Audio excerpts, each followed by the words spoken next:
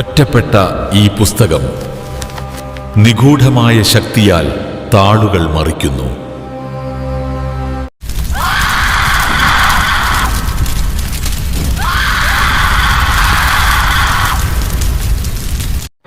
Circle inspector Radhakrishnan gate കടന്ന് നീങ്ങിയപ്പോഴാണ് ജയകാന്തന് സ്ഥലകാലബോധം തിരിച്ചു കിട്ടിയത്. അയാൾ വിവശനായി തിരിഞ്ഞു. തൊട്ടുമുന്നിൽ തീപിടിച്ച കണ്ണുകളോടെ മോഹിനി നിൽക്കുന്നുണ്ടായിരുന്നു.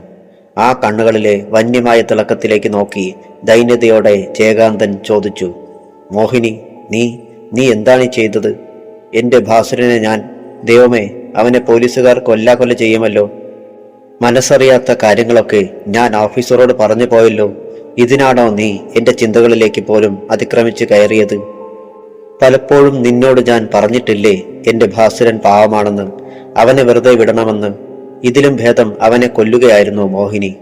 അതിനു പകരം നീ അവനെ ഞാൻ ഇങ്ങനെയൊക്കെ പറഞ്ഞെന്ന് അവൻ അറിഞ്ഞാൽ, ദൈവമേ, എന്തൊക്കെയാണ് ഞാൻ പറഞ്ഞത്? മോഹിനി ജയകാന്തന്റെ മുഖത്തു നിന്നും കണ്ണുകളെടുക്കാതെ പറഞ്ഞു, ചോര പൊടിയാതെ വേരുകളൊന്നും പിഴുതെടുക്കാനാവില്ല ജയേട്ട. ഓർമ്മകൾ മായ്ക്കുമ്പോഴും ചോരയുടെ തിളക്കം ശേഷിക്കും. ഇന്ന് ജയേട്ടൻ ഭാസുരനെ ഓർത്ത് കരയുന്നു. പഴയ ജന്മങ്ങളിലും ഈ കണ്ണുനീർ ഞാൻ കണ്ടിട്ടുണ്ട്. വേരുകൾ മാത്രമേ മാറുന്നുള്ളൂ, ബാക്കിയെല്ലാം ഒരു തുടർച്ചയാണ്. പലപ്പോഴും പറഞ്ഞു തന്നിട്ടുണ്ട്. എന്നാലും ജയേട്ടൻ, സാരമില്ല, ഇങ്ങനെയൊക്കെ ഉണ്ടാവുമെന്ന് ആദ്യം കണ്ടപ്പോൾ തന്നെ ഞാൻ കരുതിയിട്ടുണ്ട്.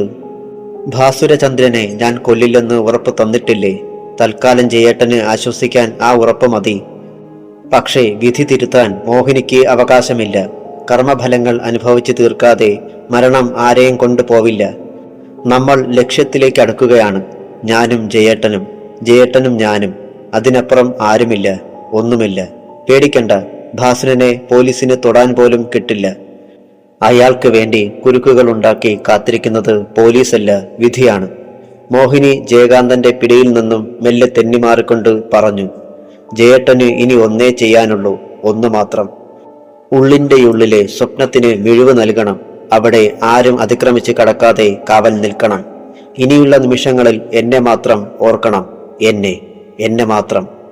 യുദ്ധം ജയിക്കാൻ മോഹിനിക്ക് ജയേട്ടന്റെ കരുത്തുള്ള മനസ്സ് മാത്രം മതി. ജയകാന്തൻ മോഹിനിയുടെ വലതു കൈ കടന്നെടുത്തു നെഞ്ചിൽ ചേർത്തു. വാക്ക്, ഇനി ഞാൻ മറ്റാരെയും ഓർക്കില്ല. മോഹിനി ആത്മവിശ്വാസത്തോടെ പറഞ്ഞു, മതി, ബാക്കിയെല്ലാം എനിക്ക് വിട്ടു തന്നേക്കൂ. നീ ഇപ്പോൾ എങ്ങോട്ടാണ് പോകുന്നത്? മോഹിനി വീണ്ടും ചിരിച്ചു. ഭവത്രാതനോ? അതെ, ഭവത്രാതൻ. പഴയ ജന്മങ്ങളിൽ നമ്മൾ ഒന്നിച്ച് അയാളെ കണ്ടിട്ടുണ്ട്. ഈ പേരിലല്ല, മറ്റൊരു പേരിൽ. എനിക്ക് മനസ്സിലായില്ല. എല്ലാ ജന്മങ്ങളിലും നമുക്കൊരു പുതു ശത്രുവുണ്ടായിരുന്നു ജയേട്ട. തലമുറകളായി നമ്മളെ പിന്തുടർന്നിരുന്ന ഒരു കുടുംബമുണ്ടായിരുന്നു. ഹോമകുണ്ഠത്തിനു മുന്നിൽ വെച്ചു തന്നെ അവരെ ഓരോരുത്തരെയും മോഹിനി വലിച്ചെറിഞ്ഞു. അവരുടെ മാംസ കഷ്ണങ്ങൾ ചവിട്ടി മെതിച്ചിട്ടാണ് കൈകോർത്ത് പിടിച്ച് നമ്മൾ നക്ഷത്രക്കൂട്ടങ്ങൾക്ക് നേരെ പറന്നുയർന്നത്. ആ സംഗമങ്ങൾക്ക് സാക്ഷിയായി താഴെ ആളിക്കത്തുന്ന തീജ്വാലകൾ ഉണ്ടായിരുന്നു. ഈ ജന്മത്തിലും ഒരു തുടർച്ച പോലെ ആ പൊതുശത്രു. കാരണവന്മാരുടെ ചോരയിൽ ചവിട്ടി നിന്ന് മോഹിനിയെ വെല്ലുവിളിച്ചുകൊണ്ട് ഒരു ഭവത്രാതൻ.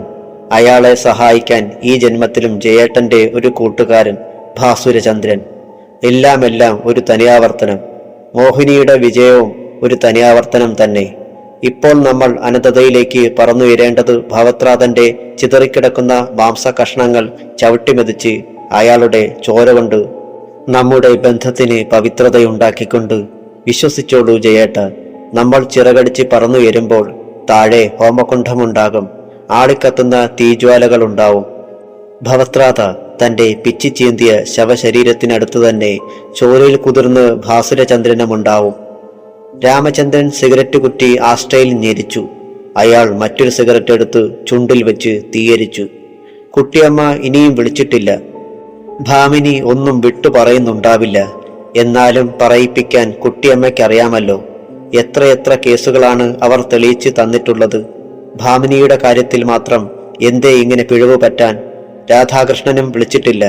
ജയകാന്തനെ കാണാൻ പോകുമെന്ന് അയാൾ പറഞ്ഞിരുന്നു. ചിലപ്പോൾ അങ്ങോട്ട് പോയിട്ടുണ്ടാവും. മാനസിക രോഗിയായ ജയകാന്തനിൽ നിന്ന് എന്തെങ്കിലും കിട്ടുമെന്ന പ്രതീക്ഷ വേണ്ടെന്ന് പ്രത്യേകം പറഞ്ഞിരുന്നതാണ്. എന്നിട്ടും എന്തിനാണ് അയാൾ വെറുതെ സമയം പാഴാക്കുന്നത്? രാധാകൃഷ്ണൻ ജയകാന്തന്റെ വീടിനു മുന്നിൽ കനത്ത കാവലേർപ്പെടുത്തിയിട്ടുണ്ടാവണം. എന്നാലും വിശ്വസിക്കാനാവില്ല. മെഡിക്കെയറിനു മുന്നിൽ ശക്തമായ കാവലുണ്ടായിട്ടും അതിക്രമിച്ചു കടന്ന് മേനോനെയും വിശാലാക്ഷി അമ്മയെയും വകവരുത്തിയ പ്രൊഫഷണൽ കില്ലറാണ് ഭാസുരചന്ദ്രൻ. അവനെ അത്ര പെട്ടെന്ന് വലയിലാക്കാമെന്ന വ്യാമോഹം വേണ്ട. പുറത്ത് ഒരു ജീപ്പ് ബ്രേക്കിട്ടു നിന്നു. രാമഭദ്രൻ ആകാംക്ഷയോടെ പുറത്തേക്ക് നോക്കി. ജീപ്പിൽ നിന്നിറങ്ങിയത് സർക്കിൾ ഇൻസ്പെക്ടർ രാധാകൃഷ്ണനായിരുന്നു. രാധാകൃഷ്ണൻ രാമഭദ്രന്റെ തൊട്ടു മുന്നിലെത്തി അറ്റൻഷനായി. രാമഭദ്രൻ ചോദിച്ചു, എന്താ രാധാകൃഷ്ണ, എനി ഇൻഫർമേഷൻ? ഭാസുരചന്ദ്രനെ പറ്റി ഇൻഫർമേഷൻ ഒന്നുമില്ല സാർ. പക്ഷേ ജയകാന്തൻ കുറെ വിവരങ്ങൾ തന്നു. എന്ത് ജയകാന്തനോ? അയാളൊരു മാനസിക രോഗിയല്ലേ രാധാകൃഷ്ണ? ഭ്രാന്തന്മാരുടെ വാക്കുകളെങ്ങനെ നമ്മൾ മുഖവിലേക്ക് എടുക്കും? ഒരു കോടതിയും അത് വിശ്വസിക്കില്ല. മനസ്സിന്റെ സമനില തെറ്റിയ ഒരാളെ നമുക്ക് വിസ്തരിക്കാനാവില്ല. ജയകാന്തൻ മാനസിക രോഗിയാണെന്ന കാര്യം ശരിയാണ് സാർ. പക്ഷേ നമ്മൾ കരുതും പോലെ അയാളൊരു ഭ്രാന്തനല്ല. മനസ്സ് നോർമലല്ലാത്ത ഒരാൾ, അങ്ങനെ പറയുന്നതാവും ശരി. അയാൾ എനിക്ക് ഒരുപാട് വിവരങ്ങൾ തന്നു. രാമഭദ്രൻ സിഗരറ്റ് തുടരെ വലിച്ചു. രാധാകൃഷ്ണൻ തുടർന്നു, എല്ലാ കൊലകൾക്കും പിന്നിൽ ഭാസുരചന്ദ്രനും മോഹിനിയുമാണെന്ന് ജയകാന്തൻ സമ്മതിച്ചു. അതുകൊണ്ടായില്ലല്ലോ തെളിവുകൾ. കൊല്ലപ്പെടുന്നതിന് തൊട്ടുമുമ്പ് മൈക്കിളും ഭാസുരചന്ദ്രനും തമ്മിൽ ഒന്നും രണ്ടും പറഞ്ഞ് കലഹിച്ചിട്ടുണ്ട്. അയാളെ ജീവനോടെ ക്ലിനിക്കിലെത്തിക്കില്ലെന്ന് ഭാസുരചന്ദ്രൻ പറഞ്ഞതായി ജയകാന്തൻ ഓർമ്മിക്കുന്നുണ്ട്. അയാൾ ക്ലിനിക്കിലെത്തിയില്ലല്ലോ സാർ, വഴിക്ക് വെച്ച് തന്നെ കൊല്ലപ്പെട്ടല്ലോ. രാമഭദ്രൻ മിണ്ടിയില്ല. രാധാകൃഷ്ണൻ തുടർന്നു, മേനോനെ സ്റ്റെയർ കേസിന് മുകളിൽ നിന്ന് തള്ളിയിട്ടത് ഭാമിനിയാണെന്നും ജയകാന്തൻ പറഞ്ഞു തന്നു. അപ്പോൾ താഴെ ഭാസുരചന്ദ്രനുമുണ്ടായിരുന്നു. My God! രാമഭദ്രൻ പിറുപിറുത്തു. തീർന്നില്ല സാർ, ഏറ്റവും പ്രധാനപ്പെട്ട ഒരു വിവരം കൂടിയുണ്ട്. സുധീരനെ കൊന്നിട്ട് ഭാസുരചന്ദ്രൻ ആദ്യമെത്തിയത് ജയകാന്തന്റെ വീട്ടിലാണ്. അപ്പോൾ അയാളുടെ കയ്യിൽ റോസ് നിറത്തിലുള്ള ഒരു പ്ലാസ്റ്റിക് ബക്കറ്റും ഉണ്ടായിരുന്നു. Same bucket. രാമഭദ്രൻ പിറുപിറുത്തു. അതെ സാർ, ആ ബക്കറ്റാണ് ഭാമിനിയുടെ വീട്ടിൽ നിന്നും നമ്മൾ കണ്ടെടുത്തത്. ജയകാന്തൻ കാണുമ്പോൾ ആ ബക്കറ്റിൽ ചോരയുണ്ടായിരുന്നോ രാധാകൃഷ്ണ? ചോര മാത്രമല്ല, നമ്മുടെ പക്കലുള്ള ശരപ്പൊളി മാലയും ഉണ്ടായിരുന്നു സാർ. ഇപ്പോൾ ചിത്രം വ്യക്തമായി കഴിഞ്ഞു. ആ ശരപ്പൊളി മാല ജയകാന്തന്റെ വീട്ടിൽ മറച്ചു വെക്കാമെന്ന് ആദ്യം ഭാസുരചന്ദ്രൻ കരുതിയിട്ടുണ്ടാവണം. പക്ഷേ ജയകാന്തൻ എതിർത്തപ്പോൾ അയാൾ പിൻവാങ്ങി. അതെ സാർ, അത് തന്നെയാവും നടന്നിട്ടുണ്ടാവുക. കാര്യങ്ങളൊക്കെ നമ്മൾ അറിഞ്ഞു കഴിഞ്ഞു. ഇനി വേണ്ടത് ഭാസുരചന്ദ്രനെ. പക്ഷേ ആ നായിന്റെ മോൻ ഈ പരിസരത്തെങ്ങുമില്ലല്ലോ രാധാകൃഷ്ണ. രാധാകൃഷ്ണൻ ശാന്തതയോടെ പറഞ്ഞു, അവന് അധിക നേരം മറിഞ്ഞിരിക്കാനാവില്ല സാർ. ജയകാന്തൻ ജീവനോടെയുള്ള കാലം ഭാസുരന് സ്വസ്ഥത കിട്ടില്ല. ഇപ്പോൾ അവന്റെ മനസ്സിൽ ജയകാന്തന്റെ ശവശരീരം മാത്രമേ ഉണ്ടാവൂ. നമ്മൾ ഭാസുരനെ നാടരിച്ച് തെരഞ്ഞിട്ട് കാര്യമില്ല സാർ. ഇനി നമ്മൾ അവനെ പ്രതീക്ഷിക്കേണ്ടത് ജയകാന്തന്റെ വീട്ടിലാണ്. വൈകാനിടയില്ല. ഇന്നല്ലെങ്കിൽ നാളെ അവൻ അവിടെ എത്തുക തന്നെ ചെയ്യും. ശേഷിക്കുന്ന അവസാനത്തെ ഇരയെ ചോരയിൽ കുതിർക്കാൻ ജയകാന്തന്റെ വീട്ടിൽ കനത്ത കാവലിട്ടതുകൊണ്ട് മാത്രം കാര്യമില്ല. നമ്മളും അവിടെ ഉണ്ടാവണം രാധാകൃഷ്ണ. Yes sir. കുട്ടിയമ്മ വിളിച്ചില്ലല്ലോ. ഭാമിനി ഇനിയും മനസ്സ് തുറന്നിട്ടില്ലെന്ന് വരുമോ? കുട്ടിയമ്മയെ നമുക്കറിയാമല്ലോ സാർ. അവർക്ക് ആ നിമിഷം ഫോൺ ശബ്ദിച്ചു. രാമഭദ്രൻ റിസീവർ എടുത്തു. ലൈനിൽ കുട്ടിയമ്മയായിരുന്നു. എന്തായി കുട്ടിയമ്മേ? ഭാമിനി എന്തെങ്കിലും? അങ്ങേത്തലയ്ക്കൽ കുട്ടിയമ്മയുടെ ശബ്ദം പതറി. ഐ ആം സോറി സാർ, ഒരു കയ്യബദ്ധം പറ്റി. Bhamini she's no more sir. രാമഭദ്രന്റെ കയ്യിൽ നിന്നും റിസീവർ തെന്നി വീണു. കാലുകൾക്കിടയിൽ കരിയിലകൾ ഞെരിഞ്ഞു. ഉരുളൻ കല്ലുകൾ തെന്നി നീങ്ങി. പിന്നിൽ ഒരു ഇറൻ കാറ്റിളകി. വൃക്ഷത്തലപ്പുകൾ വിറച്ചു. കാട്ടുപൊന്തകൾ ഉലഞ്ഞു. ഭാസുരചന്ദ്രൻ ശ്രദ്ധാപൂർവം ഓരോ ചുവടും മുന്നോട്ട് വെച്ചു. അയാളുടെ മനസ്സിൽ അപ്പോൾ ജീവൻ തുടിക്കുന്ന ഒരു സ്വപ്നമുണ്ടായിരുന്നു. ചരൽ കല്ലുകളുള്ള ഒരു കാട്ടുപാത, ഇരുവശവും കള്ളിമുൾ ചെടികൾ. പാത അവസാനിക്കുന്നത് ഒരു പടിപ്പുരയുടെ മുന്നിൽ. വിരലൊന്നു തൊട്ടാൽ പടിപ്പുര വാതിലിളകും. വിജാഗിരികൾ ഉറക്കെ കരയും. വാതിലിനപ്പുറം കാട്ടുവള്ളികൾ പിണഞ്ഞുകിടക്കുന്ന മരക്കൂട്ടങ്ങൾക്കിടയിൽ പുരാതനമായ ഒരു ദുർഗാക്ഷേത്രം. ക്ഷേത്രത്തിന് പുറകിൽ പഴയ ഒരു എട്ടുകെട്ട്. കരിയിലകൾ മൂടിക്കിടക്കുന്ന മുറ്റം. ചിത്രപ്പണികളുള്ള ഉമ്മറവാതിൽ തുറന്നു കിടക്കുകയാണ്. പൂമുഖത്ത് 7 തിരിയിട്ട നിലവിളക്കെരിയുന്നു. വിളക്കിനു മുന്നിൽ നിവർത്തി വെച്ചിട്ടുള്ള താളിയോലക്കെട്ട്. പൂമുഖത്ത് നിന്നാൽ തുറന്നു കിടക്കുന്ന അറപ്പുരവാതിൽ കാണാം. അറപ്പുരയ്ക്കുള്ളിൽ ഒരു കൈവിളക്കെരിയുന്നു. പെട്ടെന്നാണ് നിലവിളക്കണഞ്ഞത്. കൈവിളക്കം പൊലിഞ്ഞു. ഇപ്പോൾ കനത്ത ഇരുട്ടിൽ ഒരു തിളക്കമുണ്ട്. തിളക്കത്തിന് പൊലിമയേറുന്നു. അത് ആളിക്കത്തുന്നു. അഗ്നികുണ്ഠമാവുന്നു. താളിയോലകൾ വിടരുന്നു. അഗ്നികുണ്ഠത്തിനടുത്ത് ഒരു ബലിക്കല്ല്. അതിൽ പരന്നൊഴുകുന്ന ചോര. ചോരയ്ക്കും അഗ്നിയുടെ തിളക്കമാണ്. തുള്ളിക്കളിക്കുന്ന തീജ്വാലയുടെ വെളിച്ചത്തിൽ ചുറ്റുമുള്ളതെല്ലാം തൊട്ടറിയാൻ കഴിയുന്നുണ്ട്. ഒരു ഹോമകുണ്ഠത്തിനടുത്താണ് താനിപ്പോൾ. അവിടെ വയോവൃദ്ധനായ ഒരു തിരുമേനിയുണ്ട്. വിരലുകൾക്കിടയിലൂടെ തെന്നി നീങ്ങുന്ന രുദ്രാക്ഷമാല. കാതുകൾക്കുള്ളിലേക്ക് തുളഞ്ഞിറങ്ങുന്ന ഏതോ മന്ത്രധ്വനികൾ, മുഴങ്ങുന്ന മണിയൊച്ചകൾ, അസ്പഷ്ടമായ പൊട്ടിച്ചിരികൾ, പിടയുന്ന നിലവിളികൾ, ഹോമകുണ്ഠത്തിലേക്ക് പറന്ന് വീഴുന്ന നെയ്ത്തിരികൾ, ആകാശമുട്ടെ ഉയരുന്ന തീജ്വാലകൾ. തിരുമേനി പൊടുന്നനെ വെട്ടിത്തിരിഞ്ഞു. തീജ്വാലകൾ പോലെ ആ കണ്ണുകളും കത്തുകയാണ്. പിന്നിൽ അഴിഞ്ഞുലഞ്ഞു കിടക്കുന്ന മുടിയിഴകൾ ഇളകുന്നു. നീണ്ട താടിരോമങ്ങൾ വിറയ്ക്കുന്നു.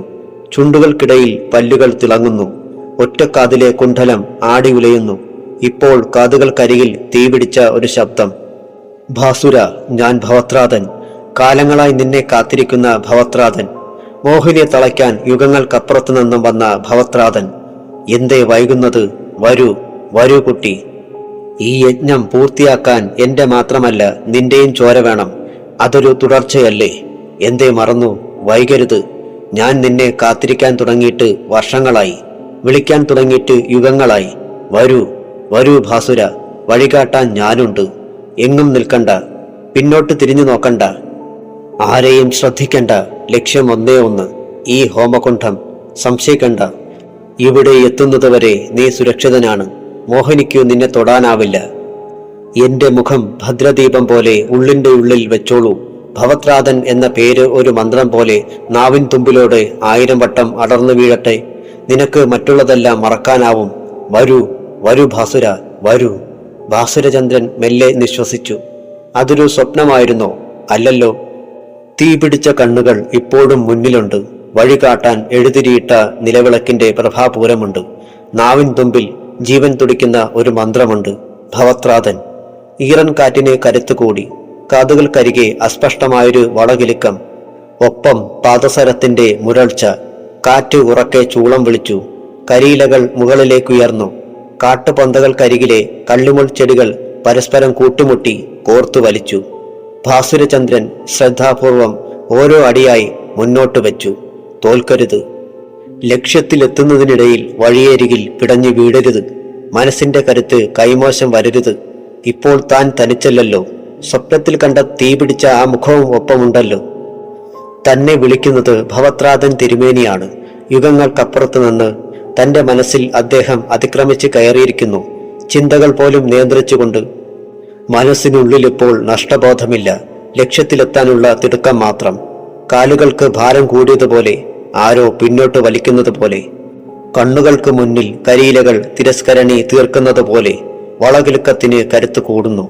പാദസരത്തിന്റെ ശബ്ദം ഇപ്പോൾ തൊട്ടു പിന്നിലുള്ളതുപോലെ. കാറ്റ് ശരീരമാകെ പുതിയുന്നു. കാലുകൾ ഭൂമിയിൽ നിന്നും പറിച്ചെറിയാൻ ശ്രമിക്കുന്നു. തലയ്ക്ക് മുകളിൽ വൃക്ഷത്തലപ്പുകൾ പിടയ്ക്കുന്നു. അവൾ എത്തിയിരിക്കുന്നു. മോഹിനി. ലക്ഷ്യം തകർക്കാൻ. ഉള്ളിന്റെ ഉള്ളിലെ തീപിടിച്ച മുഖം മായ്ച്ചു കളയാൻ. നാവിൻ തുമ്പിലെ മന്ത്രം തുടച്ചു നീക്കാൻ. ഈറൻ കാറ്റിന് സൂചിമുനയുടെ നോവ്. ശരീരത്തിൽ പറന്നു വീഴുന്ന കരിയിലകൾക്ക് കരിങ്കല്ലിന്റെ കാഠിന്യം. കാലിൽ കൊത്തിവലിക്കുന്ന കള്ളുമുൾ ചെടികൾക്ക് വിഷസർപ്പങ്ങളുടെ ക്രൗര്യം. കാട്ടുപൊന്തകൾക്കിടയിൽ എവിടെയെങ്കിലും നീലക്കണ്ണുകളുടെ തിളക്കമുണ്ടോ? ഒരു ചുവന്ന പട്ടുസാരി ഉലയുന്നുണ്ടോ? നെറ്റിയിലെ വട്ടപ്പൊട്ടിൽ നിന്ന് ചോരത്തുള്ളികൾ ഉതിരുന്നുണ്ടോ? അവൾ എവിടെയോ നിന്ന് പരിഹസിച്ച് ചിരിക്കുന്നുണ്ടോ? ഭവത്രാതൻ തിരുമേനിയെ തേടിയാണ് താൻ പോകുന്നതെന്ന് മോഹിനി അറിഞ്ഞു കഴിഞ്ഞു. ലക്ഷ്യത്തിലെത്തുമെന്ന പ്രതീക്ഷ വേണ്ട. അവളുടെ അവസാനത്തെ ഇരയാണല്ലോ താൻ. മറ്റുള്ളവരെ കൊന്നൊടുക്കിയതുപോലെ തന്നെയും അവൾ കൊല്ലാതിരിക്കില്ല. എല്ലാം അറിഞ്ഞിട്ടുള്ള ഒരു ശത്രുവിനെ അവൾ ബാക്കി വെച്ചിട്ടില്ല. എന്നാലും ശ്രമിക്കാതിരിക്കാനാവില്ല. ശരീരത്തിൽ ജീവന്റെ ഒരു തുടുപ്പെങ്കിലും അവശേഷിക്കുന്നതുവരെ, ഒരു തുള്ളി ചോരയെങ്കിലും ബാക്കിയാവുന്നതുവരെ മനസ്സിലുള്ളതൊന്നും ആരോടും പറയാനാവില്ല. പറഞ്ഞാലും ആരും വിശ്വസിക്കില്ല. ജയകാന്തന്റെ ഉള്ളിന്റെ ഉള്ളിൽ ഒരു സ്വപ്നമുള്ളതുപോലെ തന്റെ ഉള്ളിന്റെ ഉള്ളിലും ഇപ്പോൾ ഒരു സ്വപ്നമുണ്ട്. ജയന്റെ സ്വപ്നത്തിലുള്ളത് മോഹിനി, തന്റെ സ്വപ്നത്തിലുള്ളത് ഭവത്രാതൻ. ചീറിയടിക്കുന്ന കാറ്റിന്റെ ഉള്ളിലെ ഭദ്രദീപത്തെ ഇനിയും ഊതിയണയ്ക്കാനായിട്ടില്ല. തീപിടിച്ച മുഖത്തെ മായ്ച്ചു കളയാനായിട്ടില്ല. സർവശക്തിയും സംഭരിച്ച് ഭാസുരചന്ദ്രൻ ഓരോ ചുവടും മുന്നോട്ട് വെച്ചു. കാലുകൾക്ക് ബാലൻസ് തെറ്റുന്നുണ്ട്. മഞ്ഞിലൂടെ ഒഴുകുകയാണല്ലോ താൻ. കൈ വീശുമ്പോൾ മഞ്ഞിൻ പാളികൾ ഉടയുന്നു. ഓരോ കാലും ഭൂമിയിൽ അമരുമ്പോൾ കരിയിലകൾ പൊടിയുന്നു. കള്ളുമുൾ ചെടികൾ ഞെരിയുന്നു. കാട്ടുപന്തകൾ ചതയുന്നു. ഉരുളൻ കല്ലുകൾ പൊടിയുന്നു. കാറ്റ് വീണ്ടും ഉറക്കെ ചൂളം വിളിച്ചു. എവിടെയോ വൃക്ഷത്തലപ്പുകൾ പിളർന്നു. കാതുകൾക്കുള്ളിലേക്ക് ചുട്ടുപഴുത്ത ഒരു ശബ്ദം വന്നു. ഭാസുര. പിടിച്ചു നിർത്തിയതുപോലെ ഭാസുരചന്ദ്രൻ നിന്നു. വീണ്ടും കാതുകൾക്കുള്ളിൽ പൊള്ളിക്കുന്ന ശബ്ദം, മോഹിനിയുടെ ക്രൂരമായ ശബ്ദം. പോകരുത്, പോകരുത് ഭാസുര, പോകരുത്. നിന്നെ വിളിക്കുന്നത് എന്റെ ശത്രുവാണ്. ഉള്ളിന്റെ ഉള്ളിലെ നിലവിളക്കിനെ പകിട്ടുകൂടി. നിറതിരികൾ ഉലഞ്ഞു. തിരുനാളങ്ങൾക്കിടയിൽ രണ്ട് കണ്ണുകൾ പിടഞ്ഞു. അരുത്, അരുത് ഭാസുര, തിരിഞ്ഞു നോക്കരുത്. തിരിഞ്ഞു നോക്കിയാൽ ലക്ഷ്യത്തിലെത്തുന്നതിന് മുമ്പ് തന്നെ നീ പിടഞ്ഞു തീരും. മൈക്കിളിനെ പോലെ, മേനോനെ പോലെ, വിശാലാക്ഷി അമ്മയെപ്പോലെ. അരുത്, അരുത് ഭാസുര. വീണ്ടും മോഹിനിയുടെ ശബ്ദം. ഭാസുര, ഇനിയൊരു ചുവട് പോലും മുന്നോട്ട് വയ്ക്കരുത്. എന്റെ ശത്രുവിനെയാണ് നീ സഹായിക്കുന്നത്. ആ മുഖം മറന്നേക്കു ഭാസുര. ഇപ്പോൾ നീ ഓർക്കേണ്ടത് മറ്റാരെയുമല്ല, നിന്റെ ജയകാന്തനെ. വീണ്ടും ഭവത്രാതന്റെ ശബ്ദം. ഭാസുര, ഇതൊരു നിയോഗമാണ്. നീ ജനിച്ചതിന് അർത്ഥമുണ്ടാവണമെങ്കിൽ ജയകാന്തന്റെ മനസ്സിൽ നിന്ന് വന്യമായ ആ സ്വപ്നം മായ്ച്ചു കളയണം. ആ സ്വപ്നം മായ്ച്ചു കളയണമെങ്കിൽ ഹോമകുണ്ഠത്തിൽ നിന്റെ ചോര വീഴണം. ആ ചോരയാണ് ഇനി നിന്റെ ജയകാന്തനെ രക്ഷിക്കാൻ പോകുന്നത്. ആ ചോരയിലാണ് മോഹിനി കാലിടറി വീഴാൻ പോകുന്നത്. ഇത് നിന്റെ കർമ്മകാന്ഡം. യുഗങ്ങൾക്ക് മുമ്പേ നീ കാത്തുവെച്ച വന്യമായ മോഹത്തിന്റെ സാഫല്യം. പിന്തിരിയരുത്. ഉള്ളിന്റെ ഉള്ളിലെ ഭദ്രദീപം അണയ്ക്കരുത്. മോഹിനിയുടെ ശബ്ദത്തിന് കരുത്തുകൂടി. അരുത്, അരുത് ഭാസുര. എന്നെയും ജയകാന്തനെയും പരസ്പരം അകറ്റാൻ ഒരിക്കലും കൂട്ടുനിൽക്കരുത്. ജയകാന്തനില്ലാതെ മോഹിനിയില്ല. മോഹിനിയില്ലെങ്കിൽ ഈ പ്രപഞ്ചമില്ല, സൗരയൂഥമില്ല, ചരാചരങ്ങളുമില്ല. പിന്തിരി, പിന്തിരി ഭാസുര. എങ്കിൽ നിന്നെ മാത്രം ഞാൻ ബാക്കി വയ്ക്കും, ഞങ്ങളുടെ സംഗമത്തിന് സാക്ഷിയാവാൻ. ഭവത്രാതൻ ഗർജിച്ചു. നടക്ക്, നടക്ക് ഭാസുര. നീ ലക്ഷ്യത്തിലെത്താറായി. ഒരു വിളിപ്പാടകലെ ആ പടിപ്പുരയുണ്ട്. നീ സ്വപ്നത്തിൽ കണ്ട അതേ പടിപ്പുര. അതിനുള്ളിലാണ് ഞാൻ മോഹിനിക്ക് വേണ്ടി ചിതയൊരുക്കി കാത്തിരിക്കുന്നത്. മോഹിനിയുടെ ശബ്ദം ഉൽക്ക പോലെ ചീറിയെത്തി. അത് മോഹിനിയുടെ ചിതയല്ല, നിന്റെയും ഭവത്രാതന്റെയും ചിത. നിന്നെ കൊല്ലില്ലെന്ന് ജയന് ഞാൻ വാക്ക് കൊടുത്തിട്ടുണ്ട്. എനിക്ക് ആ വാക്ക് പാലിച്ചേ തീരൂ. അതിനാണ് ഞാൻ വീണ്ടും വീണ്ടും പറയുന്നത്. പിന്തിരി, പിന്തിരി ഭാസുര. ഭവത്രാതന് നിന്നെ രക്ഷിക്കാനുള്ള ശക്തിയില്ല. അയാളുണ്ടാക്കിയ ചിതയിൽ അയാളോടൊപ്പം എരിഞ്ഞു തീരാനുള്ള വർഷങ്ങളുടെ കുടിപ്പക, തലമുറകളായി മോഹിനി കരുതി വെച്ചിട്ടുള്ള അവസാനം. മാറ്റമുണ്ടാവില്ല. അയാൾക്ക് ചെറുവിരൽ പോലും മനക്കേണ്ടി വരില്ല. അതിന് മോഹിനി സമ്മതിക്കില്ല. നീ ആ പടിപ്പുരയിൽ വിരൽ തൊടുമ്പോൾ നിലവിളക്കിന്റെ നിറതിരി അണയും. താളിയോലക്കെട്ട് അഗ്നി ഭക്ഷിക്കും.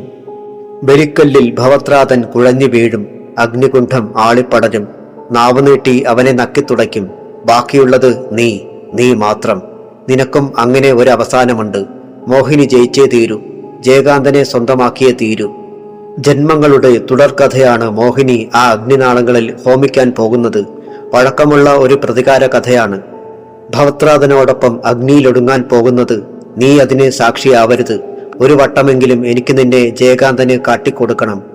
മോഹിനി വാക്ക് പാലിച്ചെന്ന് പറയാൻ, നിന്നെ ഒന്ന് നുള്ളി നോവിച്ചിട്ട് പോലുമില്ലെന്ന് ജയനെ വിശ്വസിപ്പിക്കാൻ. ഭാസുരചന്ദ്രൻ ആകെ പതറിപ്പോയിരുന്നു. എന്തു ചെയ്യണമെന്നറിയാതെ അയാൾ ഒരു നിമിഷം നിശ്ചലനായി നിന്നു. കാതുകൾക്കരികെ ഭവത്രാതന്റെ അലർച്ച കേട്ടു. ഭാസുര, മൈക്കിളിനെയും മേനോനെയും വിശാലാക്ഷി അമ്മയുമൊക്കെ നീ മറന്നു അല്ലേ? അവരെയൊക്കെ നിനക്ക് മറക്കാം, പക്ഷേ ഭാമിനിയെ? ഭാസുരചന്ദ്രൻ ഞെട്ടിത്തെറിച്ചുപോയി. വീണ്ടും ഭവത്രാതന്റെ ഗർജനം. അവളെയും മോഹിനി കൊന്നുകഴിഞ്ഞു.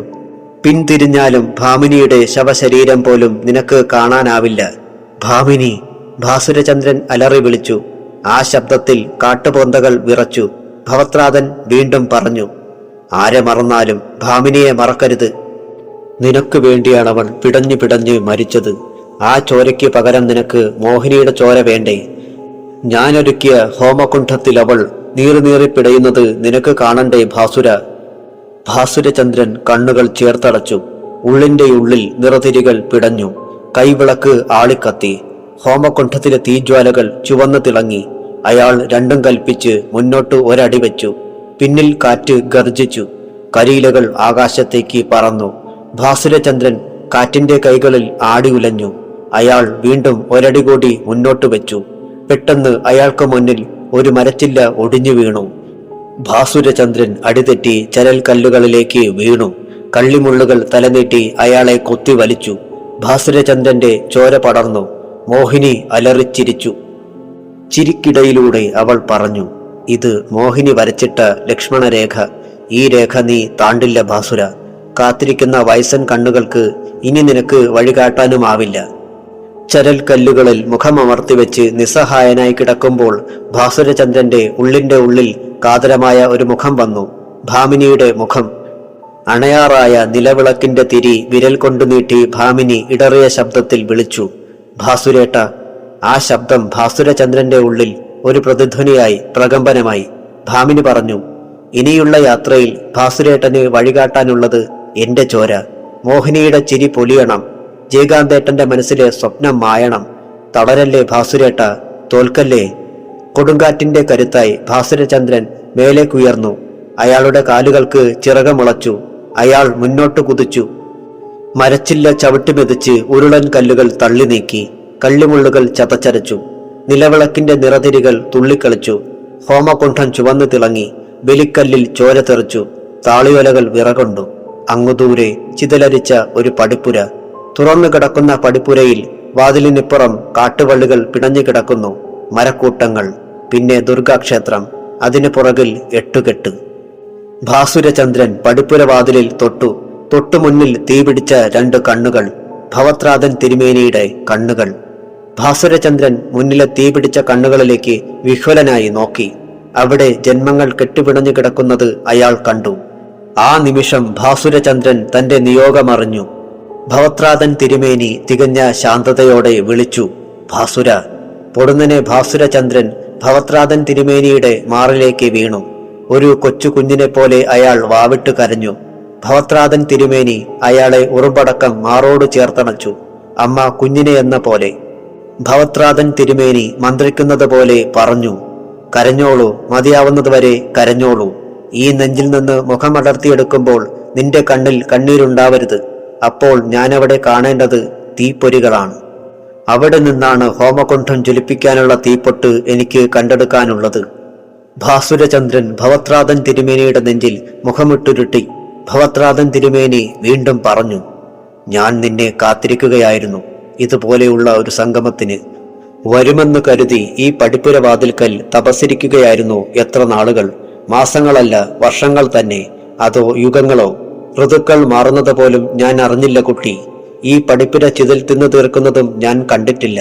ഇക്കാലം അത്രയും ഉള്ളിന്റെ ഉള്ളിൽ ഞാൻ കാത്തുവെച്ചിരുന്നത് നിന്റെ മുഖം മാത്രം. നിനക്ക് വരാതിരിക്കാനാവില്ലെന്ന് എനിക്കറിയാമായിരുന്നു. പക്ഷേ വൈകുന്നത് കണ്ടപ്പോൾ മനസ്സ് പിടഞ്ഞു. ഓരോ കളിയിലും മോഹിനി ജയിക്കുന്നത് കണ്ടപ്പോൾ ചരിത്രം ആവർത്തിക്കുമെന്ന് പോലും തോന്നിപ്പോയി. അങ്ങനെയാണ് നിന്റെ മനസ്സിലേക്ക് അതിക്രമിച്ച് കയറാൻ ഞാൻ ഒരുങ്ങിയത്. അതൊരു വിഷമം പിടിച്ച ദൗത്യമായിരുന്നു. ഒരിക്കലും നീ പിടി തന്നില്ല.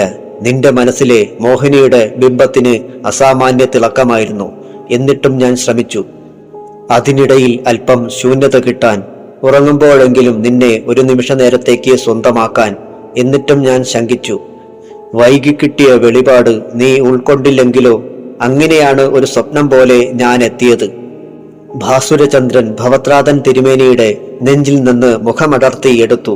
അയാൾ തിരുമേനിയുടെ മുഖത്ത് തറച്ചു നോക്കി. തിരുമേനി അയാളെ നോക്കിയില്ല. ഭാസുരചന്ദ്രൻ ഷർട്ടുയർത്തി മുഖമമർത്തി തുടച്ചു. തിരുമേനി തുടർന്നു, മോഹിനി നിനക്ക് വന്യമായൊരു സ്വപ്നം മാത്രമാണ്. അതിന്റെ ചുവന്ന തിളക്കം മാത്രമേ നീ കണ്ടിട്ടുള്ളൂ. അവൾ ഒരു തുടർച്ചയാണെന്ന് നീ ഇപ്പോഴറിയണം. എപ്പോഴും ഈ ഭൂമിയിൽ അവളുടെ നിറഞ്ഞ സാന്നിധ്യമുണ്ടായിരുന്നു. നിന്റെ ജയകാന്തൻ അപ്പോഴൊക്കെ അവളോടൊപ്പം ഉണ്ടായിരുന്നു. അന്നും സ്വപ്നം ജീവൻ വെച്ച് ഭൂമിയിലേക്ക് ഇറങ്ങി വന്നിരുന്നു. ഒരുപാട് പേർ പിടഞ്ഞു തീർന്നു. അപ്പോഴൊക്കെ അവളെ എതിർക്കാൻ ഈ ഇല്ലത്ത് ഒരു തിരുമേനി ഉണ്ടായിരുന്നു. ഹോമകുണ്ഠത്തിനടുത്ത് പിടഞ്ഞു തീരുമ്പോൾ അദ്ദേഹം അനന്തരാവകാശികളോട് ഒരേയൊരു പേര് മാത്രമേ പറഞ്ഞിട്ടുള്ളൂ: മോഹിനി. കയ്യിൽ തൊട്ട് മനസ്സിൽ തൊട്ട് ഒരേയൊരു കാര്യമേ പറഞ്ഞിട്ടുള്ളൂ: മോഹിനിയെ ബാക്കി വയ്ക്കരുത്. അവൾക്ക് ഇനിയൊരു ജന്മം കൂടി കിട്ടരുത്. ഈ ഇല്ലത്ത് പിറക്കുന്ന ഓരോ ആൺതരിയും ആദ്യം പഠിക്കുന്ന മന്ത്രമാണത്. സാളഗ്രാമങ്ങൾ കാവലിരുന്നിട്ടും മൺമറഞ്ഞു പോയ പിതൃക്കൾ കൂട്ടിനുണ്ടായിരുന്നിട്ടും ആരും ലക്ഷ്യം കണ്ടില്ല. അവരൊക്കെ ഹോമകുണ്ഠത്തിനടുത്ത് ഈയാം പാറ്റകളെ പോലെ ചിറകരിഞ്ഞ് വീണു. അനന്തരാവകാശികൾക്ക് അന്ത്യം കൈമാറിക്കൊണ്ട് അങ്ങനെ പകർന്നു കിട്ടിയ പ്രതികാരത്തിന്റെ ലാവയാണ് ഇപ്പോൾ എൻ്റെ കണ്ണുകളിലുള്ളത്.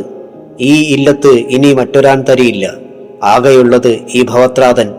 എന്റെ കാലശേഷം മോഹിനിക്കെതിരെ പടയൊരുക്കം നടത്താൻ ആരുമില്ല കുട്ടി. അതുകൊണ്ട് ഇപ്പോഴെനിക്ക് ഈ ജയം അനിവാര്യമാണ്. മോഹിനി ഒരിക്കലും ജയിച്ചുകൂടാ. അവൾക്കൊരു ഇനിയൊരു ജന്മം കൂടി കിട്ടിക്കൂടാ. അതിന് എനിക്ക് നിന്റെ സഹായം വേണം. സഹായം മാത്രമല്ല, ജീവൻ തന്നെ വേണം. തരില്ലേ കുട്ടി? ഭാസുരചന്ദ്രൻ മെല്ലെ ചോദിച്ചു.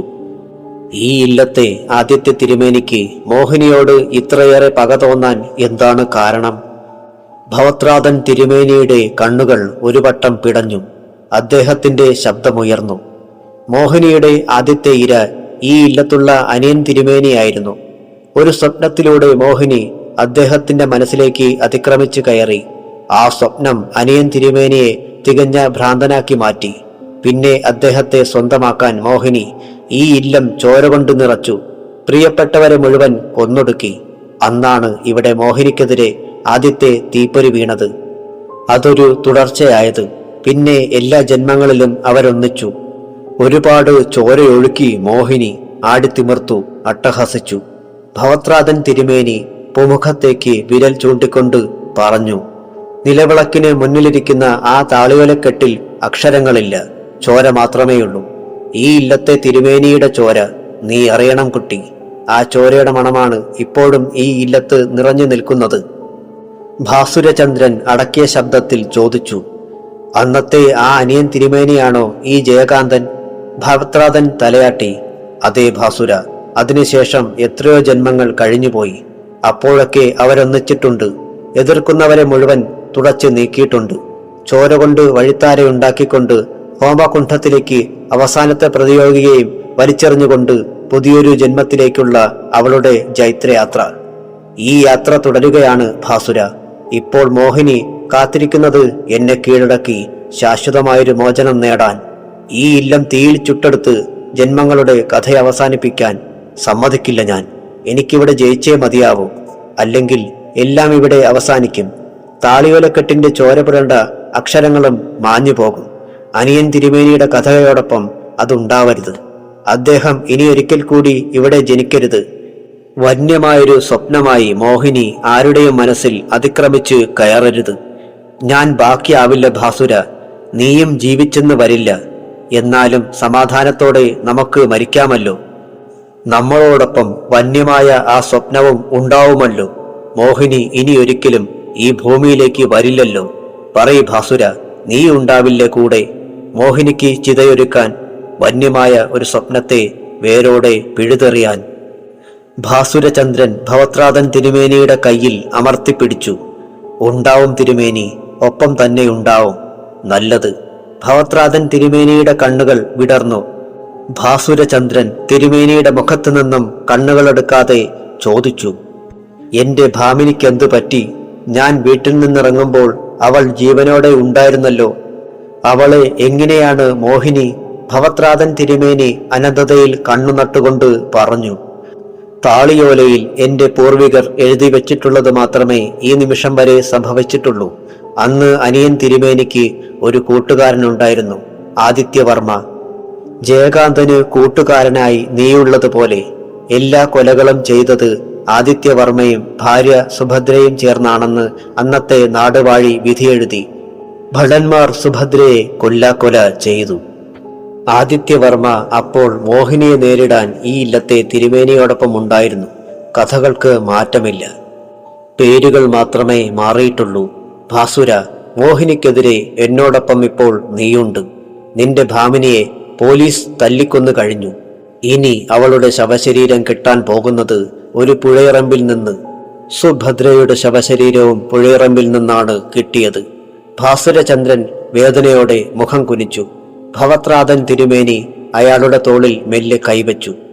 തളരരുത് കുട്ടി, മുൻപേ പറഞ്ഞില്ലേ, എല്ലാം ഒരു നിയോഗം അല്ലെങ്കിൽ വിധി. ഒന്നും തിരുത്താനാവില്ല, കരയരുത്. ഭാമിനിയുടെ മരണം മുൻകൂട്ടി തീരുമാനിക്കപ്പെട്ടതാണ്. ഭാസുരചന്ദ്രൻ ആശങ്കയോടെ ഭവത്രാതൻ തിരുമേനിയെ നോക്കി. അങ്ങനെയാണെങ്കിൽ ഇനി സംഭവിക്കാനുള്ളതും ഒരു നിയോഗം തന്നെയല്ലേ തിരുമേനി? നമുക്കതെങ്ങനെ തിരുത്താനാവും? ഈ യജ്ഞത്തിൽ മോഹിനിയാണ് ജയിക്കുന്നതെന്ന് താളിയോലകളിൽ എഴുതിയിട്ടുണ്ടെങ്കിൽ നമുക്കെങ്ങനെ തടയാനാവും? ഭവത്രാതൻ തിരുമേനിയുടെ കണ്ണുകൾ തിളങ്ങി. താളിയോലയിൽ അങ്ങനെയൊരു പ്രവചനമില്ല കുട്ടി. ആർക്കും മോഹിനിയെ തളയ്ക്കാനാവില്ലെന്ന് എവിടെയും പറഞ്ഞിട്ടില്ല. കൊല്ലപ്പെട്ട ഇല്ലത്തെ കാരണവന്മാർക്ക് ഹോമം പൂർത്തിയാക്കാനായിട്ടില്ല. ഫലപ്രാപ്തിക്ക് മുമ്പേ മോഹിനി ആഞ്ഞടിച്ചു. ഹോമകുണ്ഠത്തിൽ ആദിത്യവർമ്മയെ ചീന്തിയെറിഞ്ഞു. അവൾ ഓർത്ത് ചിരിച്ചു. പവിത്രമായ ഹോമാഗ്നിയിൽ ചോര വീണപ്പോൾ കർമ്മകാണ്ഡത്തിൽ പഴുതുണ്ടായി. പക്ഷേ ആദിത്യവർമ്മയെപ്പോലെ എന്നെയും അവൾ ഹോമകുണ്ഠത്തിലേക്ക് ചീന്തിയെറിയില്ലേ തിരുമേനി? ചോര വീണ് അപ്പോഴും ഹോമാഗ്നി അശുദ്ധമാവില്ലേ? മോഹിനി ഒരിക്കൽ കൂടി ജയിക്കില്ലേ? ജയിക്കില്ല ഭാസുര, ഒരിക്കലും ജയിക്കില്ല. ആദിത്യവർമ്മയ്ക്ക് പിഴച്ചത് ഈ ഹോമകുണ്ഠത്തിനടുത്ത് വെച്ചല്ല, അനിയൻ തിരുമേനിയുടെ മുന്നിൽ വെച്ച്. തമ്മിൽ കണ്ടപ്പോൾ ആദിത്യവർമ്മയുടെ മനസ്സിളകി. പവിത്രമായ രക്ഷാബന്ധനം അദ്ദേഹത്തിന് കൈമോശം വന്നു. ആദിത്യവർമ്മ ഹോമാഗ്നിക്ക് മുന്നിലെത്തിയത് പതറിയ ചുവടുകളോടെ, വിറയ്ക്കുന്ന മനസ്സോടെ. ആ പാഠമാണ് നിനക്ക് ഞാൻ ആദ്യമായി പറഞ്ഞു തരാൻ പോകുന്നത്. ഒരു കാരണവശാലും രക്ഷാബന്ധനം കൈമോശം വരരുത്. അരുതാത്തതെന്ത് കണ്ടാലും മനസ്സ് പതറരുത്, ചുവടുകൾ ഇടറരുത്. ഭാസുരചന്ദ്രൻ പേടിയോടെ ഭവത്രാതൻ തിരുമേനിയെ നോക്കി. തിരുമേനി ശാന്തനായി പറഞ്ഞു, ഓരോന്നോരോന്നായി ഞാൻ നിനക്ക് പറഞ്ഞു തരാം. ആദ്യം കയ്യും മെയ്യും ശുദ്ധമാക്കണം. മനസ്സിൽ നിന്ന് ബന്ധങ്ങളുടെ കണ്ണുകളെല്ലാം മുറിച്ചു മാറ്റണം. ഈ പടി കടന്ന് അകത്ത് കയറുമ്പോൾ നീയൊരു പുതിയ മനുഷ്യനാവണം. പൂമുഖത്തെ താളിയോല കെട്ടഴിച്ച് ഓലയിലുള്ളതെല്ലാം ഹൃദ്യസ്ഥമാക്കണം. ആദിത്യവർമ്മയ്ക്കും അയാളുടെ പിൻഗാമികൾക്കും പിഴച്ചതെവിടെയാണെന്ന് നീ അറിയണം ഭാസുര. അനന്തരാവകാശികളില്ലാത്ത ഈ ഇല്ലത്തെ അവസാനത്തെ കാരണവർക്ക് ഉദകക്രിയ ചെയ്യാനുള്ള നിയോഗം കൂടി ഇപ്പോൾ നിനക്കുണ്ട്. ഈ നിമിഷം മുതൽ നീ ഭാസുരചന്ദ്രനല്ല, ഭവത്രാതൻ തിരുമേനിയുടെ ദത്തുപുത്രൻ. തിരുമേനി! ഭാസുരചന്ദ്രന്റെ ശബ്ദമിടറി. ഭവത്രാതൻ തിരുമേനി ഭാസുരചന്ദ്രനെ നെഞ്ചോട് ചേർത്തമർത്തി. നെഞ്ചിൽ ഒരു കൈക്കുഞ്ഞിനെ പോലെ പറ്റിച്ചേർന്ന് കിടന്നുകൊണ്ട് ഭാസുരചന്ദ്രൻ തിരക്കി, ജയകാന്തൻ അനിയൻ തിരുമേനിയാണെങ്കിൽ ഞാൻ ആദിത്യവർമ്മയല്ലേ തിരുമേനി? ഭവത്രാതൻ തിരുമേനി മെല്ലെ പുഞ്ചിരിച്ചു. ഇനിയും സംശയങ്ങൾ മാറിയിട്ടില്ലേ ഭാസുര? നീ ആദിത്യവർമ്മ, ഭാമിനി സുഭദ്ര. പക്ഷേ അതൊരു തുടക്കം മാത്രമാണ്. അതിനിടയിൽ എത്രയെത്ര ജന്മങ്ങൾ. എല്ലാ ജന്മത്തിലും ജയകാന്തനോടൊപ്പം നീയുണ്ടായിരുന്നു ഭാസുര, പല പേരുകളിൽ. പക്ഷേ ആ ജന്മങ്ങളിലെ തെറ്റുകളൊന്നും ഈ ജന്മത്തിൽ നീ ആവർത്തിച്ചുകൂടാ. ഒരു സംശയം കൂടിയുണ്ട്, ചോദിച്ചോളൂ. ഭാസുരചന്ദ്രൻ ഭവത്രാതൻ തിരുമേനിയെ തറച്ചു നോക്കിക്കൊണ്ട് ചോദിച്ചു.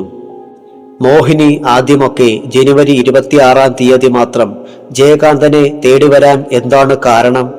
ഭവത്രാതൻ തിരുമേനി ശാന്തതയോടെ പറഞ്ഞു. ഉത്തരം താളിയോലയിലുണ്ട്, വായിച്ചു നോക്കിക്കോളൂ.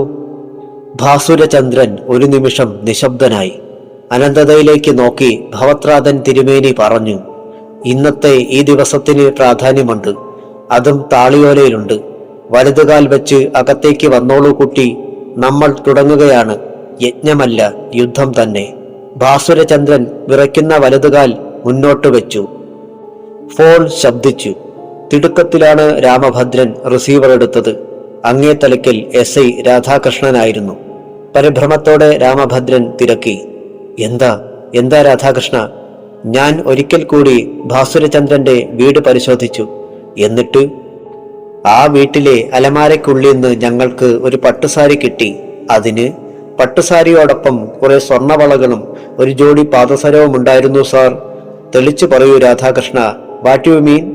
ശരപ്പൊളിമാല, ചുവന്ന പട്ടുസാരി, പാദസരം എല്ലാം ചേർക്കുമ്പോൾ മോഹിനിയുടെ രൂപം കിട്ടുന്നില്ലേ സാർ? ചുവന്ന പട്ടുസാരിയെടുത്താണ് അവൾ മൈക്കിളിന്റെ ക്ലിനിക്കിലെത്തിയതെന്ന് സഹദേവൻ മൊഴി തന്നിട്ടില്ലേ? ആ വിഡ്ഢി പിന്നെയും ചിലത് പറഞ്ഞിട്ടുണ്ടല്ലോ രാധാകൃഷ്ണ. മോഹിനിയുടെ തല മുറിച്ച് മാറ്റിയതുപോലെ മേലേക്കുയർന്നുവെന്നും കഴുത്തിൽ നിന്ന് ചോര ചാടിയെന്നുമൊക്കെ നോൺസെൻസ്. ഭാമിനി അയാളുടെ മുന്നിൽ സമർത്ഥമായി അഭിനയിച്ചതായി കൂടെ സാർ. താൻ മോഹിനിയാണെന്ന് അയാളെ വിശ്വസിപ്പിക്കേണ്ടത് അപ്പോൾ ഭാമിനിയുടെ ആവശ്യമായിരുന്നല്ലോ. ചുവന്ന പട്ടുസാരിയും കഴുത്തിലെ ശരപ്പൊളിമാലയും വട്ടപ്പൊട്ടും വളകളും മാത്രമേ യഥാർത്ഥത്തിൽ സഹദേവൻ കണ്ടിട്ടുണ്ടാവൂ. ബാക്കിയുള്ളതെല്ലാം അയാളുടെ ഇല്യൂഷൻ. നമ്മൾ കണ്ടെടുത്ത സാരിയിൽ ചോരയുണ്ട് സാർ. അതൊരു ചോരയാണെന്ന് തെളിയിക്കാനായാൽ ബക്കറ്റിലുണ്ടായിരുന്ന ചോര സുധീരന്റേതാണെന്ന് നമ്മൾ അറിഞ്ഞു കഴിഞ്ഞല്ലോ. ഭാമിനി കൊല്ലപ്പെട്ട സ്ഥിതിക്ക് ഇനി എന്തറിഞ്ഞിട്ടും പ്രയോജനമില്ല. ഇപ്പോൾ നമുക്ക് വേണ്ടത് ഭാസുരചന്ദ്രൻ. ഭാമിനി സൂയിസൈഡ് ചെയ്തതാണെന്ന് ഡോക്ടർ ഗോകുലൻ സർട്ടിഫൈ ചെയ്ത് കഴിഞ്ഞു സാർ. പോസ്റ്റ്മോർട്ടം റിപ്പോർട്ടിലും ഇനി അതേ ഉണ്ടാവൂ. ഭാസുരൻ വിവരമറിയുമ്പോൾ വയലന്റ് ആവില്ലേ രാധാകൃഷ്ണ? അവന്റെ ഹിറ്റ് ലിസ്റ്റിൽ നമ്മളും ഉണ്ടാവില്ലേ? അതിനു മുമ്പ് നമ്മൾ ആ ബാസ്റ്റഡിനെ തളയ്ക്കുമല്ലോ സാർ. രാമഭദ്രൻ ചിരിച്ചു. ടൗണിലെ മുഴുവൻ പോലീസും കിണഞ്ഞു ശ്രമിച്ചിട്ടും അവന്റെ പൊടി പോലും കണ്ടെത്താനായിട്ടില്ല. എന്നിട്ടും ജയകാന്തന്റെ വീട്ടിൽ വെച്ച് നമ്മൾ അവനെ കസ്റ്റഡിയിലെടുക്കും സാർ. ആ വീട് പോലീസ് വളഞ്ഞു കഴിഞ്ഞു. ഒരു ഈച്ച പോലും അതിക്രമിച്ച് കടക്കാൻ പഴുതില്ലാത്ത വിധം. രാമഭദ്രൻ നിശ്വസിച്ചു. ഭാസുരചന്ദ്രൻ പിടിയിലാവാതെ നമ്മുടെ തലവേദന തീരില്ല. ഇനി തെളിവുകൾക്ക് വേണ്ടി അലഞ്ഞു തിരിഞ്ഞിട്ട് കാര്യമില്ല. ജീവനോടെയോ അല്ലാതെയോ ഭാസുരചന്ദ്രനെ നമുക്ക് വേണം. ഇനിയുള്ള ഓരോ നീക്കവും അതിനു വേണ്ടി. ഇനി വൈകണ്ട Radhakrishna. Come fast. Okay sir, ഞാനിതാ വരുന്നു. ഏറിയാൽ ഒരു 15 മിനിറ്റ്. ഹോമകുണ്ഠത്തിന് ചിറകമുളച്ചു. തീജ്വാലകൾ വെട്ടിത്തിളങ്ങി. ഭവത്രാതൻ തിരുമേനിയുടെ ചുണ്ടിൽ ക്രൂരമായൊരു ചിരി വന്നു. എല്ലാം അവസാനിക്കുകയാണ്. ഇനി ശേഷിക്കുന്നത് കുറേയേറെ മണിക്കൂറുകൾ. ഭവത്രാതൻ മൺകുടത്തിലെ നെയ്യ് ഹോമകുണ്ഠത്തിലേക്ക് കമഴ്ത്തി. അഗ്നിയുടെ നാവുകൾ നീണ്ടു. ദർഭ കൊണ്ടുണ്ടാക്കിയ മോഹിനിയുടെ പ്രതിമയിലേക്ക് തീർത്ഥജലം തളിച്ചുകൊണ്ട് ഭവത്രാതൻ ഗർജിച്ചു. മോഹിനി! അഗ്നിജ്വാലകൾ വിറച്ചു. കരിയിലകൾ മേലോട്ടുയർന്നു. വൃക്ഷത്തലപ്പുകളിൽ നിന്ന് പച്ചിലകൾ കരിഞ്ഞടർന്നു. ഭവത്രാതൻ ഗുരുതി നിറച്ച കുടം കയ്യിലെടുത്തു. അയാൾ എഴുന്നേറ്റു ഹോമകുണ്ഠത്തിന് 3 വലം വെച്ചു. പിന്നെ കുടം മോഹിനിയുടെ പ്രതിമയിലേക്ക് കമഴ്ത്തി. ദർഭയിൽ നിന്ന് ചോരത്തുള്ളികൾ പോലെ ഗുരുതി താഴേക്കൂർന്നു. ദിഗന്ധം പിളറുമാറ് ഭവത്രാതൻ വിളിച്ചു, മോഹിനി! ഭാസുരചന്ദ്രൻ ചെറുതായൊന്ന് വിറച്ചു. അയാൾ പേടിയോടെ ഭവത്രാതനെ നോക്കി.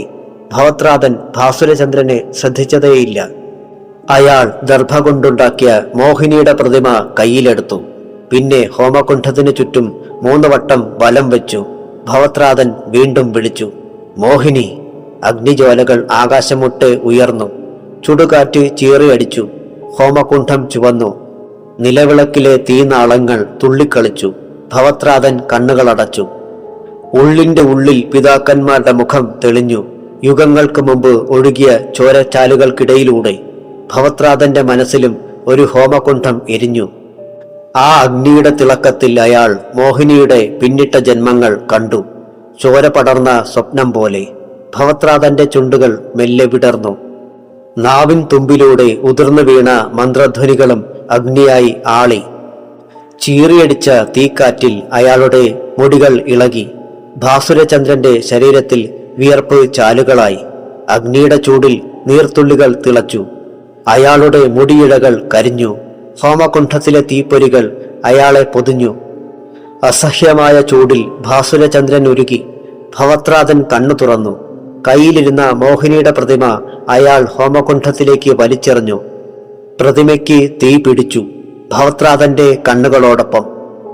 നിവർത്തിയ കൈത്തലം അഗ്നിയിലേക്ക് നീട്ടിപ്പിടിച്ച് ഭവത്രാതൻ അലറുന്നത് പോലെ വിളിച്ചു, മോഹിനി! ഭവത്രാതന്റെ കൈ പൊള്ളിയടരുന്നത് പേടിയോടെ ഭാസുരചന്ദ്രൻ കണ്ടു. തുറന്നു കിടക്കുന്ന ജനലിനുള്ളിലൂടെ ഒരു തീപ്പൊരി മുറിക്കുള്ളിലേക്ക് വീണു. ജയകാന്തൻ പേടിയോടെ പിടഞ്ഞെണീറ്റു. അയാൾ ജനലിന് നേരെ നോക്കി. അഴികൾക്കിടയിലൂടെ പറന്നു വരുന്ന ചെറിയ ചെറിയ തീപ്പൊട്ടുകൾ. അയാൾ ജനലിനടുത്തേക്ക് ഓടി. വീണ്ടും തീപ്പൊരികൾ പാറുവീണു. ജനൽ കർട്ടന് തീ പിടിച്ചു. ജയകാന്തൻ നിലവിളിച്ചു പോയി, മോഹിനി! തൊട്ടു പിന്നിൽ നേർത്ത ഒരു ശബ്ദം കേട്ടു. സാരമില്ല ജയേട്ട, ഈ തീപ്പൊരികൾ നമ്മളെ പൊള്ളിക്കില്ല. ജയകാന്തൻ മെല്ലെ തിരിഞ്ഞു. അയാളുടെ തൊട്ടുമുന്നിൽ 2 നീല കണ്ണുകൾ പിടച്ചു.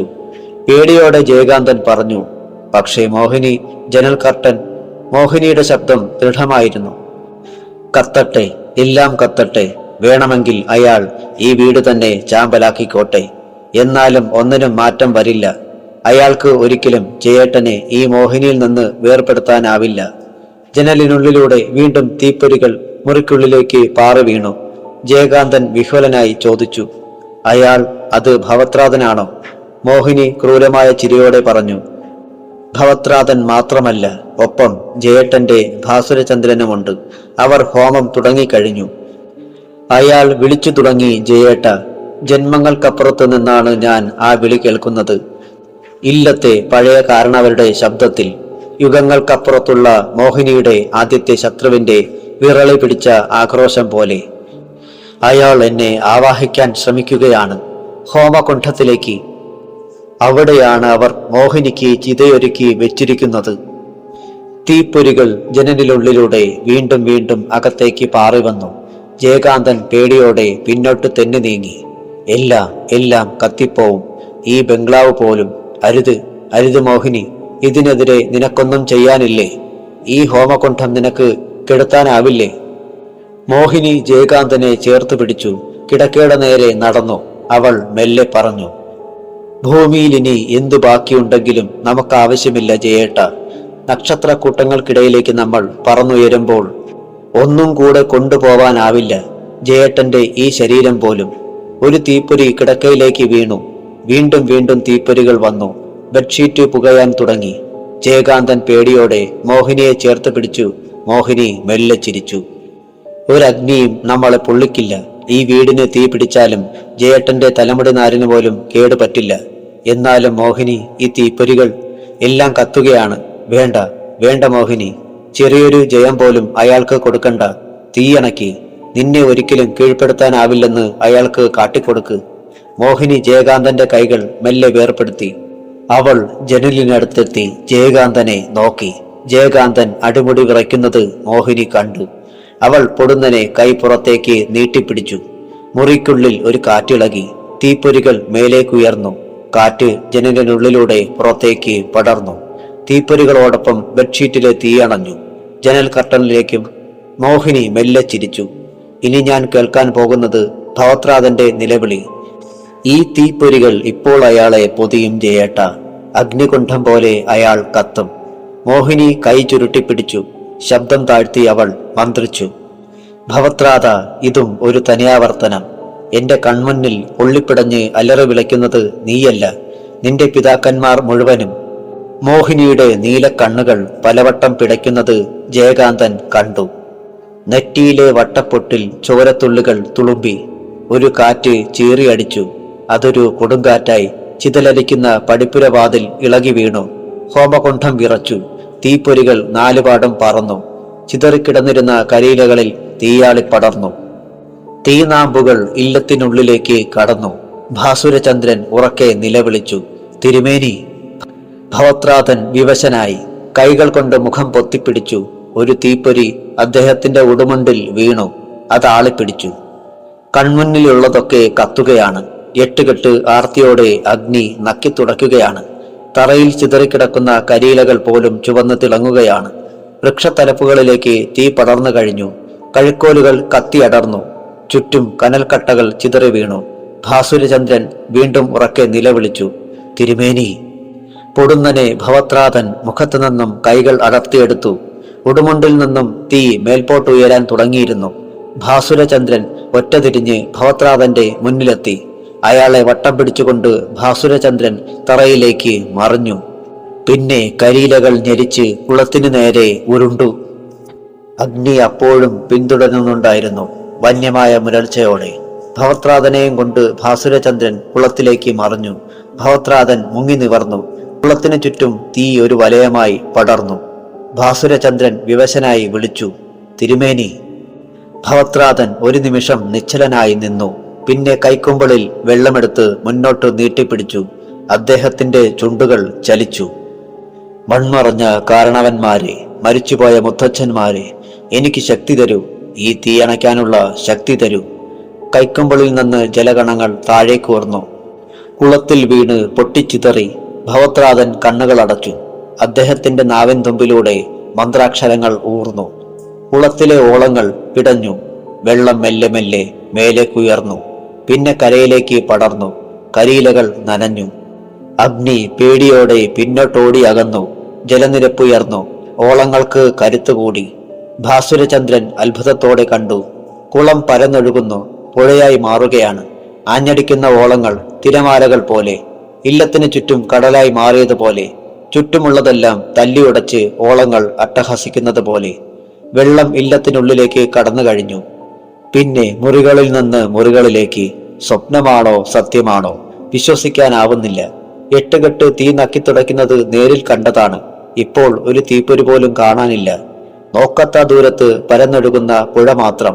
കുളത്തിലല്ല, പുഴയിലാണ് താനിപ്പോൾ. കഴുത്തറ്റം വെള്ളത്തിൽ. ഒഴുക്കിന് കരുത്തു കൂടുന്നു. കാലുകൾ പറഞ്ഞു പോകുന്നത് പോലെ. അഗ്നിയുടെ അസഹ്യമായ ചൂടില്ല. മഞ്ഞിന്റെ മാർദ്ദവമുള്ള തണുപ്പ്.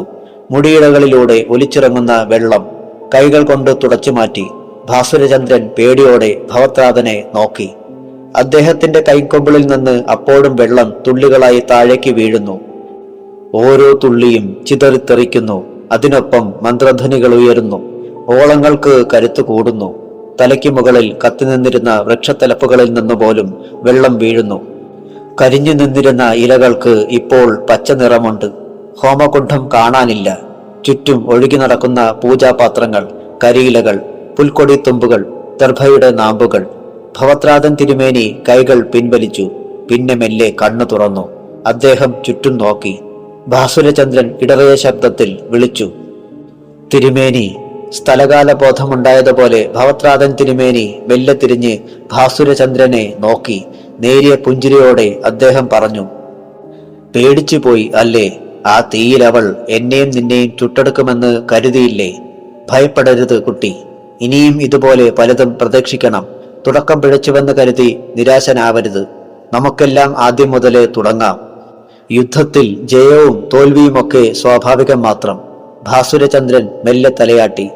എന്നാൽ 3 വട്ടം മുങ്ങിയിട്ട് കരയ്ക്ക് കയറിക്കോളൂ. അതിന് കരയെവിടെ തിരുമേനി? ഇല്ലം പോലും ഇപ്പോൾ വെള്ളത്തിനടിയിലല്ലേ? നമ്മുടെ ഹോമകുണ്ഠവും. ഭവത്രാതൻ തിരുമേനി ചിരിച്ചു. സംശയിക്കരുത്. കർമ്മങ്ങൾ ചെയ്യുമ്പോൾ ഫലവും ആഗ്രഹിക്കരുത്. ഇത് അനീതിക്കെതിരെയുള്ള പോരാട്ടമാണ്. വിശ്വസിക്കൂ കുട്ടി. അന്തിമ വിജയം നമ്മൾക്കുള്ളതാണ്. തിന്മ ജയിക്കാൻ പിതൃക്കൾ ഒരിക്കലും കൂട്ടുനിൽക്കില്ല. ഭാസുരചന്ദ്രൻ 3 വട്ടം വെള്ളത്തിൽ മുങ്ങി നിവർന്നു. അയാൾ അത്ഭുതത്തോടെ കണ്ടു. ഇപ്പോൾ പരന്നൊഴുകുന്ന പുഴയില്ല. ആർത്തലച്ച് ചിതറിത്തെറിക്കുന്ന ഓളങ്ങളില്ല. പൊള്ളിയടർത്താൻ പിന്നാലെ പാഞ്ഞെത്തിയിരുന്ന തീനാമ്പുകളില്ല. കൽപ്പടവിന് മുകളിൽ നിന്ന് ഭവത്രാതൻ തിരുമേനിയുടെ ദൃഢമായ ശബ്ദം കേട്ടു. വരൂ കുട്ടി, അധിക നേരം വെള്ളത്തിൽ നിന്നാൽ പനി പിടിക്കും. വന്ന് തലതോർത്തിക്കോളൂ. അനുസരണയുള്ള കുട്ടിയെപ്പോലെ ഭാസുരചന്ദ്രൻ കരയിലേക്ക് കയറി. തിരുമേനി ഒരു തോർത്തു നീട്ടി. തോർത്തു വാങ്ങി ഭാസുരചന്ദ്രൻ തല തുവർത്തി. നിനക്ക് വിശക്കുന്നുണ്ടോ?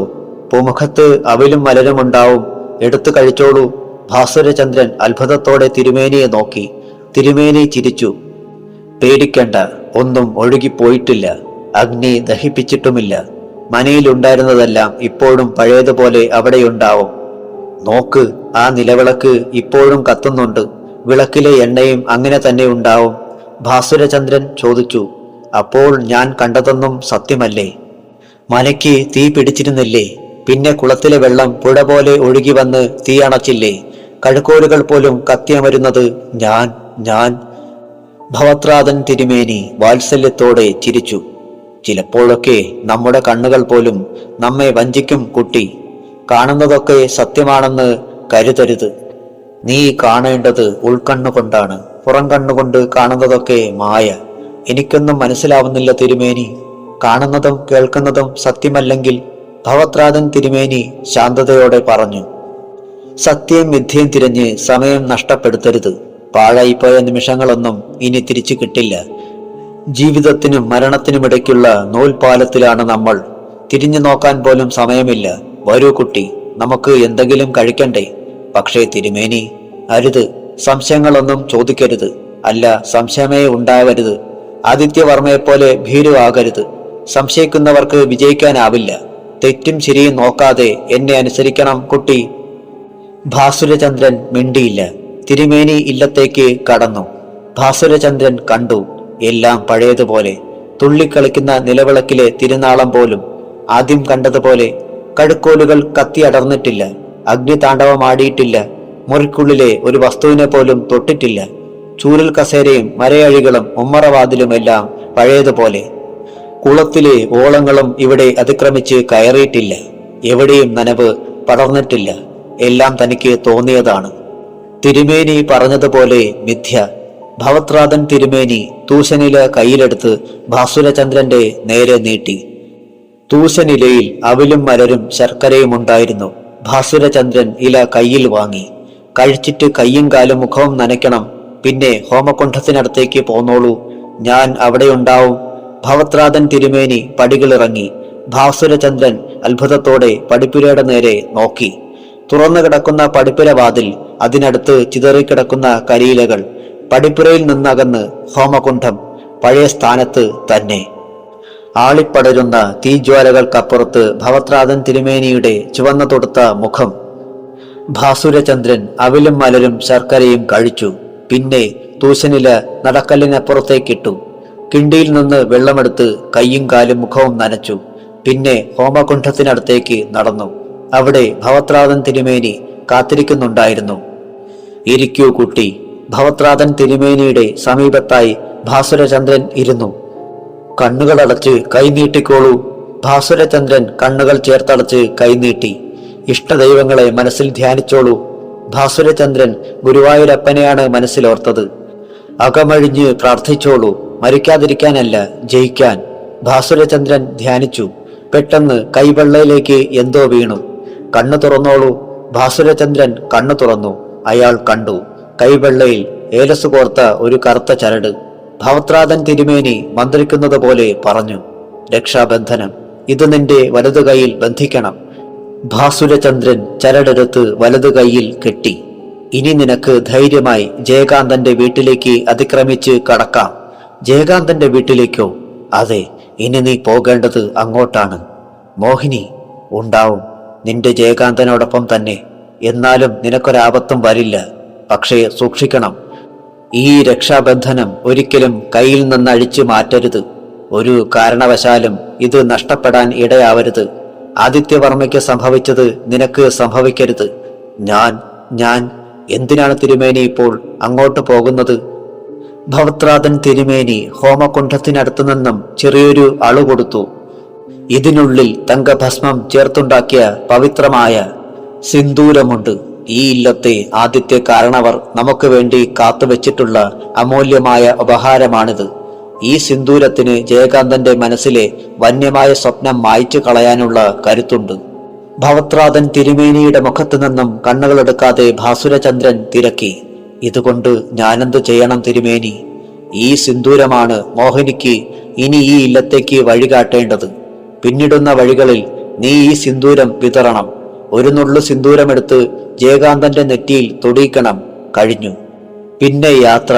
ഇതേ സിന്ദൂരം മോഹിനിക്ക് മാത്രമല്ല, നിനക്കും ഇങ്ങോട്ട് വഴി കാണിക്കും. ഭാസുരചന്ദ്രൻ ശബ്ദിച്ചില്ല. ഭവത്രാതൻ തിരുമേനി അളുക്കു തുറന്നു. ഒരു നുള്ളു സിന്ദൂരം അളുക്കിൽ നിന്നെടുത്ത് അദ്ദേഹം ഭാസുരചന്ദ്രന്റെ നെറ്റിയിൽ മലർത്തിവെച്ചു. അപകടം പിടിച്ച യാത്രയാണ്. പല്ലും നഖവും ഉപയോഗിച്ച് മോഹിനി എതിർത്തെന്ന് വരും. പഴയ കൂട്ടുകാരന്റെ ശബ്ദത്തിൽ ജയകാന്തൻ നിന്നെ കീഴടക്കാൻ ശ്രമിച്ചെന്ന് വരും. ഈ രക്ഷാബന്ധനം പോലും അവൻ അഴിച്ചു വാങ്ങാൻ ശ്രമിക്കും. അരുതുകുട്ടി, അരുത്. മനസ്സ് കൈമോശം വരരുത്. ജയകാന്തന്റെ ഇടറിയ ശബ്ദം പോലും ശ്രദ്ധിക്കരുത്.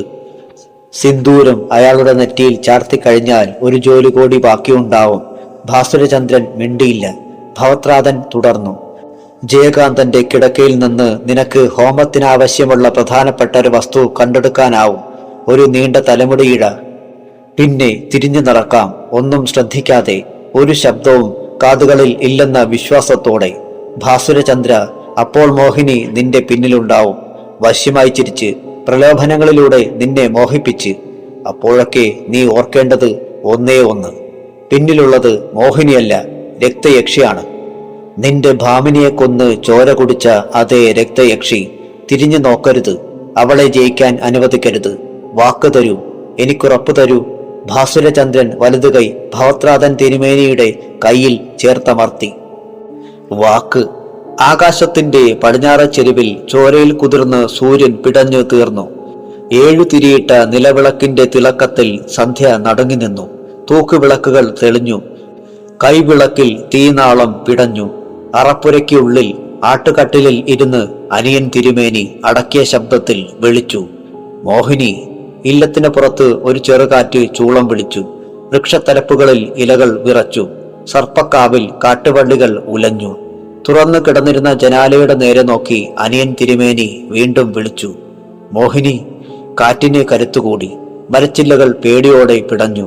ദുർഗാക്ഷേത്രത്തിലെ ഓട്ടുമണികൾ കൂട്ടത്തോടെ ശബ്ദിച്ചു. കരിയിലകൾ പൂമുഖവാതിലിലൂടെ 8 കെട്ടിനുള്ളിലേക്ക് കടന്നു. ആട്ടുകട്ടിലുലഞ്ഞു. അനിയൻ തിരുമേനി ഉന്മാദത്തോടെ പുലമ്പി, എന്തേ അമാദിക്കാണത്? ഞാൻ വിളിക്കണത് നീ കേൾക്കണില്ല എന്നുണ്ടോ? എന്റെ ക്ഷമ നശിക്കണോ പെണ്ണെ? ഇപ്പോൾ എന്റെ മനസ്സിൽ നീയല്ലാണ്ട് ആരുമില്ല. ആദിത്യവർമ്മയെ ഞാൻ മറന്നു കഴിഞ്ഞു. അവനെ ഇനി ഓർക്കില്ലാന്ന് വാക്ക് തന്നതല്ലേ ഞാൻ. നിന്നെ കാണാണ്ട്, നിന്നെ ഓർക്കാണ്ട് ഒരു നിമിഷം പോലും കഴിക്കാൻ എനിക്ക് വയ്യ. വാ മോഹിനി, വാ. നമുക്കൊന്നിച്ച് നക്ഷത്രക്കൂട്ടത്തിനുള്ളിലേക്ക് പറന്നു പോവേണ്ടതല്ലേ? സന്ധ്യ കഴിഞ്ഞുല്ലോ. നമുക്ക് എവിടെയെങ്കിലും പിഴച്ചോ പെണ്ണേ? നിന്നെ ആരെങ്കിലും തടഞ്ഞു നിർത്തണുണ്ടോ? അനിയനാ വിളിക്കണത്, നിന്റെ മാത്രമായ അനിയൻ തിരുമേനി. പൊടുന്നനെ പിന്നിലൊരു കാൽപ്പെരുമാറ്റം. അനിയൻ തിരുമേനി ആവേശത്തോടെ തിരിഞ്ഞു. കൈവിളക്കിന്റെ ഇത്തിരി വെട്ടത്തിൽ ഒരു നിഴൽ അനങ്ങി. അനിയൻ തിരുമേനി നിലവിളക്കിന്റെ തിരി നീട്ടി. അടക്കിയ ശബ്ദത്തിൽ തിരുമേനി വിളിച്ചു, മോഹിനി. കൈവിളക്കിന്റെ തിരുനാളം ഒരു വട്ടമൊന്ന് പിടച്ചു. അനിയൻ തിരുമേനി വീണ്ടും വിളിച്ചു, മോഹിനി. തോളിൽ മഞ്ഞിന്റെ തണുപ്പുള്ള ഒരു സ്പർശം. മുഖത്തിനടുത്ത് കുളിർമയുള്ള ഒരു നിശ്വാസം. സിരകളെ ത്രസിപ്പിക്കുന്ന അഭൗമമായ പരിമളം. അനിയൻ തിരുമേനി 2 കൈയും മുന്നോട്ട് നീട്ടിപ്പിടിച്ചു. കൈകൾ പട്ടിന്റെ മിനുമിനുപ്പിലൂടെ വഴുതിയിറങ്ങി. പെട്ടെന്ന് കൈവിളക്കണഞ്ഞു. നിലവിളക്കിലെ നിറതിരികളോടൊപ്പം തൂക്കുവിളക്കുകൾ ചങ്ങലയിൽ നിന്നും താഴേക്ക് ഊർന്നു. അനിയൻ തിരുമേനി നടുങ്ങിപ്പോയി. അദ്ദേഹത്തിന്റെ ശബ്ദം വിറച്ചു, നീ എവിടെയാ മോഹിനി? തൊട്ടുമുന്നിൽ മൂർച്ചയുള്ള ഒരു ശബ്ദം കേട്ടു. ഞാൻ തൊട്ടത്ത് തന്നെ ഉണ്ടല്ലോ തിരുമേനി. എന്തിനാ വിളക്കുകളെല്ലാം അണച്ചത്? ഇനിയങ്ങോട്ട് നമുക്ക് പ്രകാശം തരാനുള്ളത് നക്ഷത്രങ്ങളല്ലേ തിരുമേനി? തയ്യാറായിക്കോളൂ, നമ്മൾ പോവുകയാണ്. എനിക്ക് നിന്നെ കാണാൻ കഴിയണില്ല മോഹിനി. ഇനി തിരുമേനിക്ക് ഒരിക്കലും എന്നെ കാണാനാവില്ല. എന്തേ അങ്ങനെ? ഇവിടെയുള്ള തീനാളങ്ങൾ മുഴുവൻ താന്ത്രികൻ ആവാഹിച്ചെടുത്തു തിരുമേനി. ബാക്കിയുള്ളത് ഈ തീപ്പൊട്ട് മാത്രം. മോഹിനി, നീ പറയുന്നത്? എനിക്ക് ഈ ഭൂമിയിൽ ശേഷിക്കുന്നത് ഈ ശബ്ദം, ഈ സ്പർശം. നീ എന്നെ വിട്ടു പോകാൻ ഒരുങ്ങുകയാണോ? അരുത്. മോഹിനി ചിരിച്ചു. പേടിക്കണ്ട മോഹിനി, ഒറ്റയ്ക്ക് എങ്ങോട്ടും പോവില്ല. എവിടെ പോയാലും എന്റെ കൂടെ തിരുമേനി ഉണ്ടാവും. പക്ഷേ നിന്റെ രൂപം അതെനിക്കിനി ഒരിക്കലും കാണാനാവില്ലേ? കാണാനാവും. ഈ ജന്മത്തിലല്ല, അടുത്ത ജന്മത്തിൽ. എനിക്ക് മനസ്സിലായില്ല. നശ്വരമായ ഈ ശരീരം തിരുമേനി ഇവിടെ ഉപേക്ഷിക്കണം. ഈ ജന്മത്തിലെ സങ്കീർണമായ ബന്ധനങ്ങളോടൊപ്പം. പേടിക്കണ്ട, ഒന്നും പിന്തുടരില്ല. ചോരപ്പൊട്ടുകളൊന്നും പകപ്പിക്കാനുണ്ടാവില്ല. പിന്നെ കുറെ കാലം നമ്മളൊന്നിച്ച് ഭൂമിക്ക് മുകളിലൂടെ, നക്ഷത്രങ്ങൾക്കിടയിലൂടെ കാറ്റും കുളിരും പോലെ ഒഴുകി നടക്കും. അധികം വൈകാതെ തിരുമേനിക്ക് ഈ ഭൂമിയിൽ മറ്റൊരു ജന്മം കിട്ടും. പുതിയ ഓർമ്മകൾ, പുതിയ ബന്ധങ്ങൾ. ഈ മോഹിനിയെപ്പോലും മറന്ന കുറെ വർഷങ്ങൾ. അപ്പോഴും ഏഴഴകുള്ള സ്വപ്നമായി മോഹിനി വിടാതെ പിന്തുടരുന്നുണ്ടാവും. ഈ ജന്മത്തിൽ നിന്ന് വന്നതുപോലെ അതേ ദിവസം, അതേ രാത്രി, അതേ മാസം. ഒരു വിനാഴിക പോലും മാറില്ല. ഒരു നിമിഷാർത്ഥം പോലും വൈകില്ല. ആ ജന്മത്തിലും നമുക്ക് ഒരുപാട് ചോര ഒഴുക്കേണ്ടി വരും. ഒരുപാട് ബന്ധങ്ങൾ പിഴുതെറിയേണ്ടി വരും. ഒന്നിനും മാറ്റം വരില്ല. അവിടെയും ഒരു ആദിത്യവർമ്മയുണ്ടാകും. ഈ ഹോമകുണ്ഠവുമുണ്ടാകും. ആ ജന്മത്തിലും ഒന്നും അവസാനിക്കില്ല തിരുമേനി. പിന്നെയും തിരുമേനിക്ക് ജന്മങ്ങളുണ്ട്. അതൊരു തുടർച്ചയാണ്. യുഗങ്ങളിൽ നിന്ന് യുഗങ്ങളിലേക്ക് നീളുന്ന പരിണാമ കഥയാണ്. പേരുകളല്ലാതെ മറ്റൊന്നും മാറില്ല. എല്ലാ ജന്മങ്ങളിലും തിരുമേനിയുടെ മനസ്സിനെ വിഭ്രമിപ്പിക്കാൻ മോഹിനിയെത്തും. അപ്പോഴൊക്കെ എന്റെ നെറ്റിയിൽ ചുവന്ന ഒരു വട്ടപ്പൊട്ടുണ്ടാവും, കഴുത്തിൽ ശരപ്പൊളി മാലയുണ്ടാവും, കണ്ണുകളിൽ അഗാധ നീലിമയുണ്ടാവും, ദേഹത്ത് ചോരയുടെ നിറമുള്ള പട്ടുസാരി ഉണ്ടാവും. കാറ്റ് വീണ്ടും ഉറക്കെ ചൂളം വിളിച്ചു. ജനൽപാളികൾ തുറന്നടഞ്ഞു. ഹോമകുണ്ഠത്തിലെ തീജ്വാല പിടഞ്ഞു. അവിടെ ദർഭ കൊണ്ടുണ്ടാക്കിയ മോഹിനിയുടെ പ്രതിമ കരിഞ്ഞു. അറപ്പുരയ്ക്കുള്ളിൽ ഒരു കൊടുങ്കാറ്റുലഞ്ഞു. ആട്ടുകട്ടിൽ വിറച്ചു. താഴെ തൂക്കുവിളക്കുകൾ കൂട്ടിമുട്ടി. നിലവിളക്കുകൾ തറയിലൂടെ ഉരുണ്ടു. മോഹിനി ക്രൂരമായി ചിരിച്ചു. സമയം അടുക്കുകയാണ് തിരുമേനി. ഹോമത്തിന്റെ പരിസമാപ്തി കുറിക്കാൻ അവിടെയുള്ള കാപാലികർക്ക് ഇനി വേണ്ടത് നമ്മുടെ സാന്നിധ്യം. ഉച്ചാടനം തുടങ്ങിക്കഴിഞ്ഞു. കണ്ടില്ലേ കാറ്റിന് അഗ്നിലാവയുടെ ചൂട്. അനിയൻ തിരുമേനി പേടിയോടെ പുറത്തേക്ക് നോക്കി. ആളിപ്പടരുന്ന തീജ്വാലകൾക്കപ്പുറം ചുവന്നു തിളങ്ങുന്ന താന്ത്രികന്റെ മുഖം. അയാളുടെ നാവിൻ തുമ്പിലൂടെ തെന്നി വീഴുന്ന മന്ത്രാക്ഷരികൾക്ക് അന്തരീക്ഷത്തെ വിറപ്പിക്കാനുള്ള കരുത്ത്. മോഹിനി അനിയൻ തിരുമേനിയുടെ കൈ കടന്നെടുത്ത് നെഞ്ചിൽ ചേർത്തു വെച്ചു. അടക്കിയ ശബ്ദത്തിൽ അവൾ പറഞ്ഞു, ഇനി തങ്കഭസ്മം ചേർത്ത സിന്ദൂരവുമായി ആദിത്യവർമ്മ എത്തും. അയാൾക്ക് വേണ്ടത് തിരുമേനിയുടെ ചഞ്ചലമായ മനസ്സ്, പിന്നെ മോഹിനിയുടെ ഒരു മുടിയിഴ. രണ്ടും നേടിയാൽ അവരുടെ കർമ്മകാന്ഡം പൂർത്തിയാവും. മോഹിനിയുടെ മുടിയിഴ അഗ്നി ഭക്ഷിച്ചു കഴിഞ്ഞാൽ ഉച്ചാടനം പൂർത്തിയാവും. ശേഷിക്കുന്നത് ആവാഹനം. അരുത് തിരുമേനി, അരുത്. ആ കർമ്മകാന്ഡം പൂർത്തിയാവരുത്. തിരുമേനിയുടെ നെറ്റിയിൽ സിന്ദൂരക്കുറി ചാർത്താൻ ആദിത്യവർമ്മയെ അനുവദിക്കരുത്. അയാളെ കാണുമ്പോൾ മനസ്സ് ചഞ്ചലമാകരുത്. ഇത് നമ്മുടെ കർമ്മകാന്ഡം. ഇവിടെ പിഴച്ചാൽ എല്ലാം പിഴയ്ക്കും.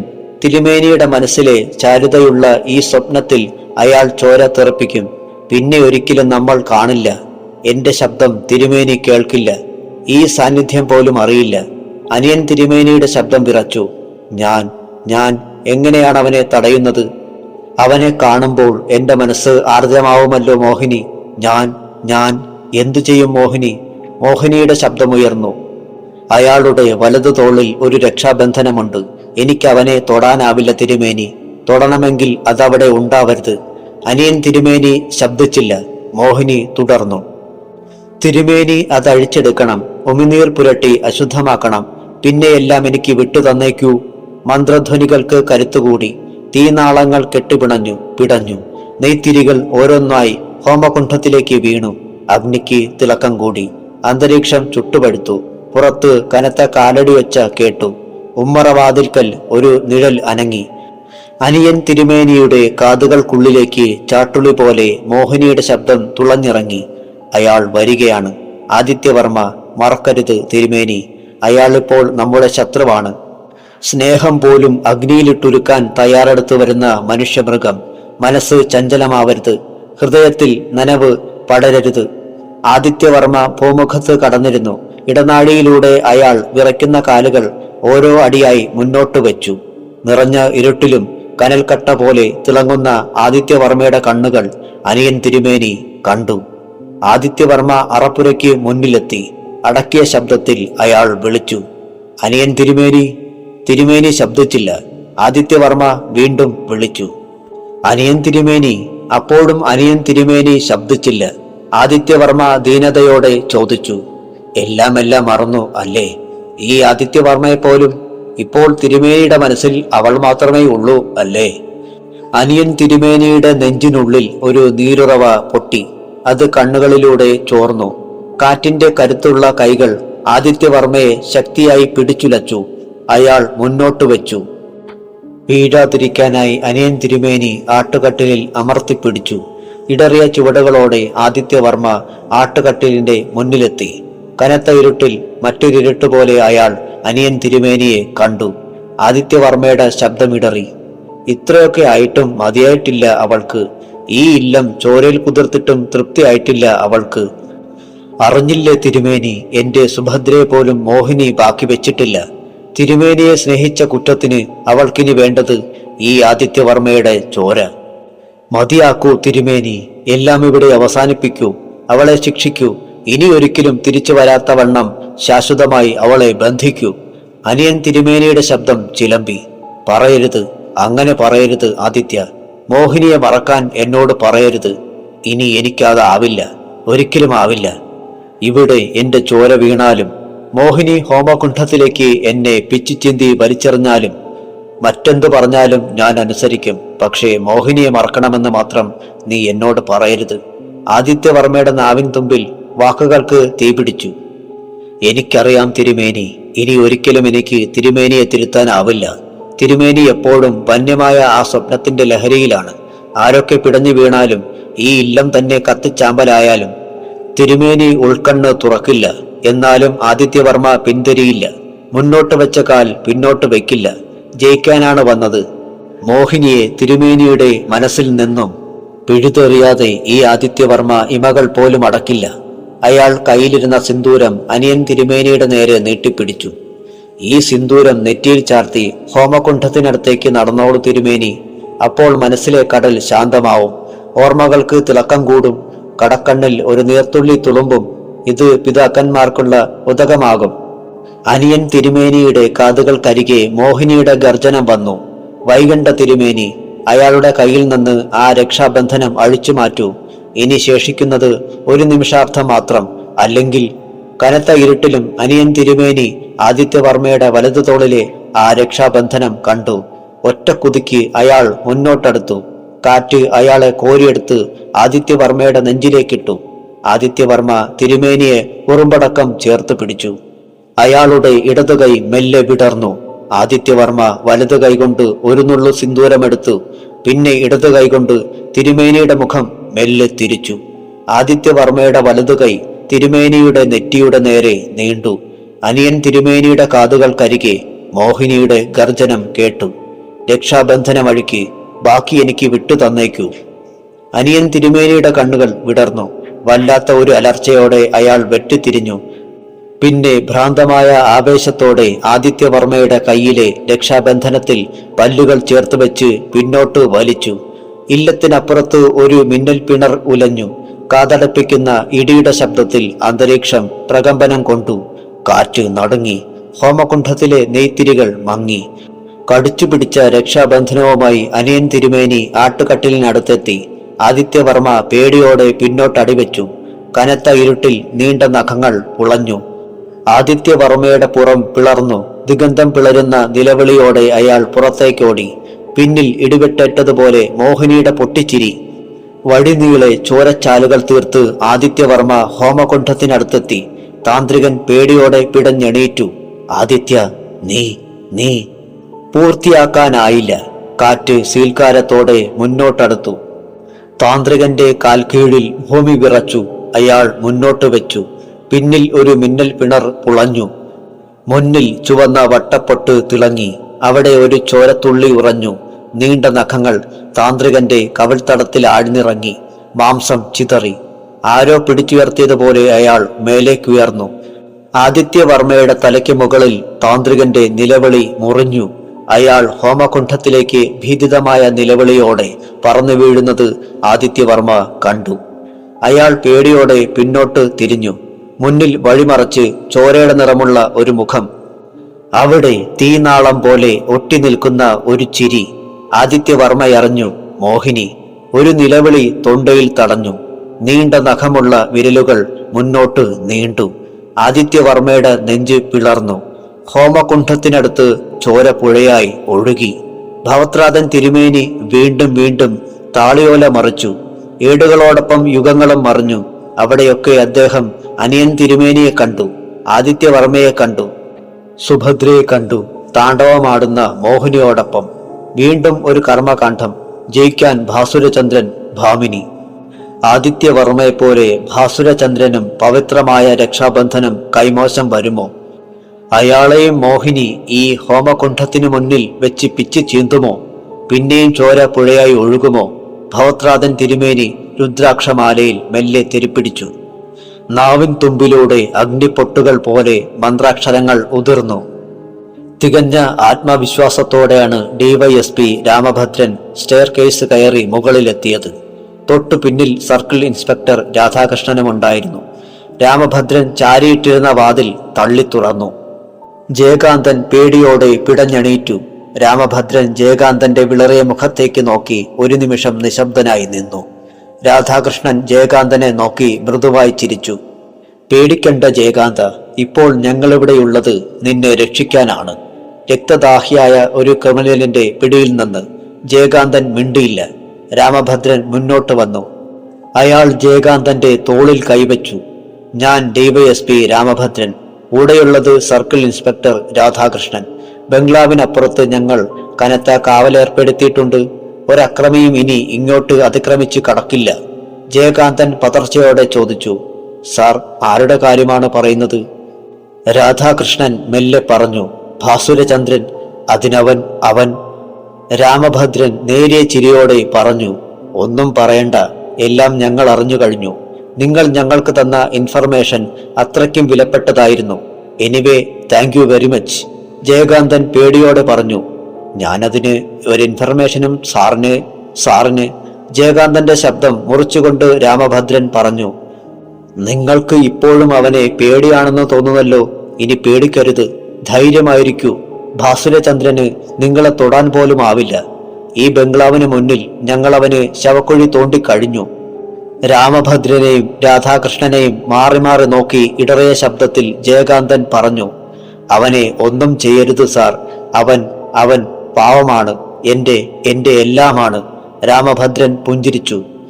ഈ സ്നേഹം അവന് നിങ്ങളോടില്ലാതെ പോയല്ലോ മിസ്റ്റർ ജയകാന്തൻ. ഭാസുരന്റെ ഈ ഭൂമിയിലെ അവസാനത്തെ ശത്രുവാണ് നിങ്ങൾ. നിങ്ങളും പിടഞ്ഞു തീരാതെ ആ ബാസ്റ്റഡ് ചോരക്കളി നിർത്തില്ല. നിങ്ങൾ തെറ്റിദ്ധരിച്ചിരിക്കുകയാണ് സാർ. ഭാസുരന് എന്നോടൊരു വിരോധവുമില്ല. ഞാൻ അവന്റെ ശത്രുവുമല്ല. നിങ്ങൾ കരുതും പോലെ അവൻ ആരെയും കൊന്നിട്ടുമില്ല. നിങ്ങളുടെ വിശ്വാസം നിങ്ങളെ രക്ഷിക്കട്ടെ ജയകാന്ത. എന്നാലും ഞങ്ങൾ സെക്യൂരിറ്റി പിൻവലിക്കില്ല. ജയകാന്തൻ ദീനതയോടെ രാമഭദ്രനെ നോക്കി. രാമഭദ്രന്റെ കണ്ണുകൾ അയാളുടെ കണ്ണുകളിലേക്ക് ആഴ്ന്നിറങ്ങി. ഒരിക്കൽ പറഞ്ഞത് മാറ്റി പറയുന്നവരെ എനിക്ക് തീരെ ഇഷ്ടമല്ല. രാധാകൃഷ്ണനോട് ഭാസുരനെ പറ്റി ഇങ്ങനെയൊന്നുമല്ലല്ലോ നിങ്ങൾ പറഞ്ഞിരുന്നത്. പിന്നെന്തേ ഇപ്പോഴിങ്ങനെ ഒരു മാറ്റം? ജയകാന്തൻ അസ്വസ്ഥനായി. പോലീസിന് ഇപ്പോൾ എല്ലാം അറിയാം. A to Z. ഇനി ഞങ്ങൾക്കൊന്നേ വേണ്ടു, ആ ബാസ്റ്റഡിനെ. അതും ജീവനോടെ തന്നെ വേണമെന്ന് നിർബന്ധമില്ല. ഇനിയും കൂട്ടുകാരനെ രക്ഷിക്കാൻ ശ്രമിക്കരുത്. പറഞ്ഞതൊന്നും മാറ്റി പറയരുത്. ജയകാന്തന്റെ മുഖം കുനിഞ്ഞു. ചോദ്യം ചെയ്യുകയാണെന്ന് കരുതണ്ട. ഒരു കാര്യം കൂടി ഞങ്ങൾക്കറിയണം. പിന്നെ എപ്പോഴെങ്കിലും ഭാസുരൻ ഇവിടെ വന്നിരുന്നോ? ഇല്ല. അവൻ എവിടെയാണ് ഒളിച്ചിരിക്കുന്നതെന്ന് അറിയാമോ? ഇല്ല സാർ. ഈ ടൗണിലല്ലാതെ മറ്റെവിടെയെങ്കിലും ഭാസുരന് റിലേറ്റീവ്സ് ഉണ്ടോ? ഇല്ല സാർ. മൈക്കിളുമായി ഭാസുരൻ ഇത്രയേറെ അടുക്കാൻ എന്താ കാരണം? അയാളെ മൈക്കിൾ എപ്പോഴെങ്കിലും മനോരോഗത്തിന് ചികിത്സിച്ചിട്ടുണ്ടോ? എനിക്കറിയില്ല സാർ. മിസ്റ്റർ ജയകാന്തൻ, അങ്ങനെയൊരു സംശയം കൂടി ഞങ്ങളുടെ മനസ്സിലുണ്ട്. പ്രത്യേകിച്ചൊരു മോട്ടീവുമില്ലാതെ കൊല ചെയ്യുന്ന ക്രിമിനലുകളുടെ മനസ്സ് നോർമലാവാൻ സാധ്യതയില്ല. താനൊഴിച്ച് ഭൂമിയിലുള്ള സകല മനുഷ്യരും മെന്റലാണെന്ന് അയാൾ വിശ്വസിക്കുന്ന പോലെയുണ്ട്. അങ്ങനെയാവണം നിങ്ങളെ ചികിത്സിക്കാൻ ഡോക്ടർ മൈക്കിളിനെ അയാൾ ഇങ്ങോട്ട് കൂട്ടിക്കൊണ്ടു വന്നത്. തിരിച്ചു പോയപ്പോൾ മൈക്കിളിന്റെ കഥ കഴിച്ചു. കൂടുതലൊന്നും എനിക്ക് പറയാനില്ല. നിങ്ങൾ പോലീസിനോട് സഹകരിക്കണം മിസ്റ്റർ ജയകാന്തൻ. പോലീസിനേക്കാൾ മുൻപ് നിങ്ങൾ അവനെ കാണുന്നതെങ്കിൽ ഒരു നിമിഷം പോലും വൈകാതെ ഞങ്ങളെ അറിയിക്കണം. സെൽഫ് ഡിഫൻസിന് ഇപ്പോൾ പ്രസക്തിയില്ല. കാരണം ഭാസുരൻ അത്രയ്ക്കും അപകടകാരിയാണ്. ഒരു സെന്റിമെന്റ്സും അയാൾക്ക് പ്രശ്നമില്ല. ഒരു കാര്യം കൂടി നിങ്ങൾ അറിയണം. വേണ്ടപ്പെട്ടവരെയാണ് അയാൾ തേടിപ്പിടിച്ച് കൊല്ലുന്നത്. നിങ്ങൾ എത്ര പ്രിയപ്പെട്ടവനായാലും അയാൾ ബാക്കി വെക്കില്ല. രാമഭദ്രൻ ജയകാന്തന്റെ തോളിൽ നിന്ന് കൈയെടുത്തു. ഞങ്ങൾക്ക് ഈ ബംഗ്ലാവൊന്ന് പരിശോധിക്കണം. ഭാസുരൻ നേരത്തെ ഇതിനുള്ളിൽ കയറിക്കൂടിയിട്ടുണ്ടെങ്കിലോ? രാധാകൃഷ്ണന്റെ നേരെ തിരിഞ്ഞ് രാമഭദ്രൻ പറഞ്ഞു. Search sir. ഒരു മുറിയും ഒഴിവാക്കണ്ട. അലമാരികളൊക്കെ തുറന്നു നോക്കണം സാർ. ലുക്ക് എവരി നോക്ക് ആൻഡ് കോർണർ സാർ. രാധാകൃഷ്ണൻ പുറത്തു കടന്നു. രാമഭദ്രൻ ജയകാന്തനെ നോക്കി. ഈ മുറിയിൽ തന്നെ നിങ്ങളെന്തിനാ തപസ്സിരിക്കുന്നത്? ഇടയ്ക്കൊക്കെ പുറത്തിറങ്ങണം. ലോണിൽ നല്ല കാറ്റ് കിട്ടും. അപ്പോൾ മനസ്സിലെ അസ്വസ്ഥതയും മാറും. ഇനി നിങ്ങൾ ഒരിക്കലും ആ സ്വപ്നം കാണില്ല ജയകാന്ത. ഞങ്ങളത് നിങ്ങളുടെ മനസ്സിൽ നിന്ന് മാത്രമല്ല, ഈ ഭൂമിയിൽ നിന്ന് പോലും മായ്ച്ചു കഴിഞ്ഞു. മോഹിനി ശല്യപ്പെടുത്താൻ വരില്ല. She's no more. ജയകാന്തൻ ഞെട്ടലോടെ മുഖമുയർത്തി. അയാളുടെ ശബ്ദമുയർന്നു. എന്താ പറഞ്ഞത്? മോഹിനി ബാക്കിയില്ലെന്നോ? നോ, നോ സാർ, അവളെ നിങ്ങൾക്കൊന്നും ചെയ്യാനാവില്ല. ഇപ്പോഴും അവൾ... രാമഭദ്രൻ ചിരിച്ചു. കുറെ നാൾ തുടർച്ചയായി കണ്ടുകൊണ്ടിരിക്കുന്ന ഒരു സ്വപ്നമല്ലേ? ഹാങ് ഓവർ ബാക്കി നിൽക്കും. സാരമില്ല ഭാസുരൻ, ഇവിടെ ചോരയിൽ കുതിർന്ന് പിടയുമ്പോൾ അതും മാഞ്ഞു പൊയ്ക്കൊള്ളും. പക്ഷേ ഒന്നുണ്ട്, കഴിഞ്ഞതൊക്കെ വെറും ഇല്യൂഷനായിരുന്നെന്ന് നിങ്ങൾ മനസ്സിലാക്കണം. റിയാലിറ്റിയെ ഫേസ് ചെയ്യാനുള്ള തൻ്റെടം ഉണ്ടാവണം. ഭാസുരന്റെ പതനം പോലും ഉൾക്കൊള്ളാനുള്ള മനസാന്നിധ്യമുണ്ടാവണം. അവൻ ഒരിക്കലും നിങ്ങളെ സ്നേഹിച്ചിട്ടില്ല. നിങ്ങളെ മാത്രമല്ല, ആരെയും. എല്ലാം അഭിനയമായിരുന്നു ജയകാന്ത.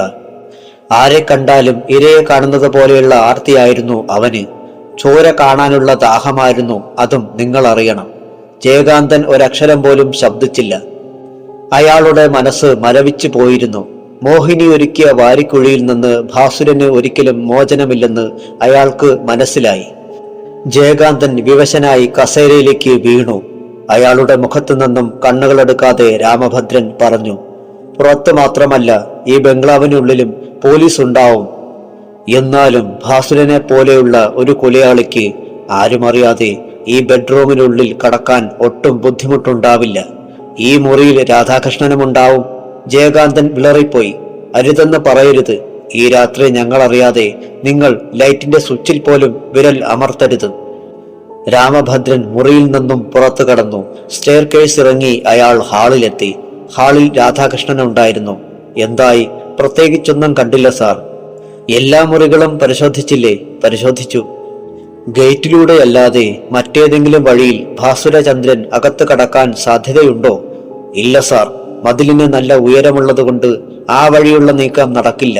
അയാൾ തനിച്ചുമാണല്ലോ, ഒരിക്കലും മതിൽ ചാടി കടക്കില്ല. എന്നാലും ആ സാധ്യതയും തള്ളിക്കളയണ്ട. മതിലിന് ചുറ്റും എപ്പോഴും നമ്മുടെ കണ്ണ് വേണം സാർ. പിന്നിലെ ഏതെങ്കിലും ഗ്ലാസ് ജനൽ തകർത്താൽ ഭാസുരൻ ബംഗ്ലാവിനുള്ളിൽ കടക്കാൻ കഴിയുമോ? ഇല്ല സാർ, അതിനവൻ കമ്പികൾ മുറിക്കേണ്ടി വരും. ഇത്രയധികം പോലീസുകാർ നോക്കി നിൽക്കുമ്പോൾ അങ്ങനെയൊരു സാഹസത്തിന് ഭാസുരൻ തയ്യാറാവില്ല. അവന് അകത്ത് കടക്കാൻ അപ്പോൾ മുൻവശത്തെ വാതിൽ തുറക്കേണ്ടി വരും അല്ലേ? അതെ സാർ. ഈ ബംഗ്ലാവ് പോലീസ് വളഞ്ഞിട്ടുള്ള കാര്യം ഇപ്പോൾ ഭാസുരൻ അറിഞ്ഞിട്ടുണ്ടാവുമോ? രാധാകൃഷ്ണ അറിഞ്ഞിട്ടുണ്ടാവും സാർ. ഭാസുരന്റെ അവസാനത്തെ ഇര ജയകാന്തനായതുകൊണ്ട് ഈ ബംഗ്ലാവിലെ ഓരോ ചലനവും അവൻ ശ്രദ്ധിക്കാതിരിക്കില്ല. എനിക്കുറപ്പുണ്ട് സാർ. ഈ രാത്രിയൊന്നും സംഭവിക്കില്ല. ഈ രാത്രിയെന്നല്ല, നമ്മൾ ഇവിടെ നിന്ന് പിന്മാറുന്നത് വരെ ഭാസുരചന്ദ്രൻ ബംഗ്ലാവിന്റെ പരിസരത്ത് പോലും വരില്ല. രാമഭദ്രൻ രാധാകൃഷ്ണനെ തറച്ചു നോക്കി. പിന്നെ എങ്ങനെ നമ്മൾ ആ നായിന്റെ മോനെ വലയിലാക്കും രാധാകൃഷ്ണ?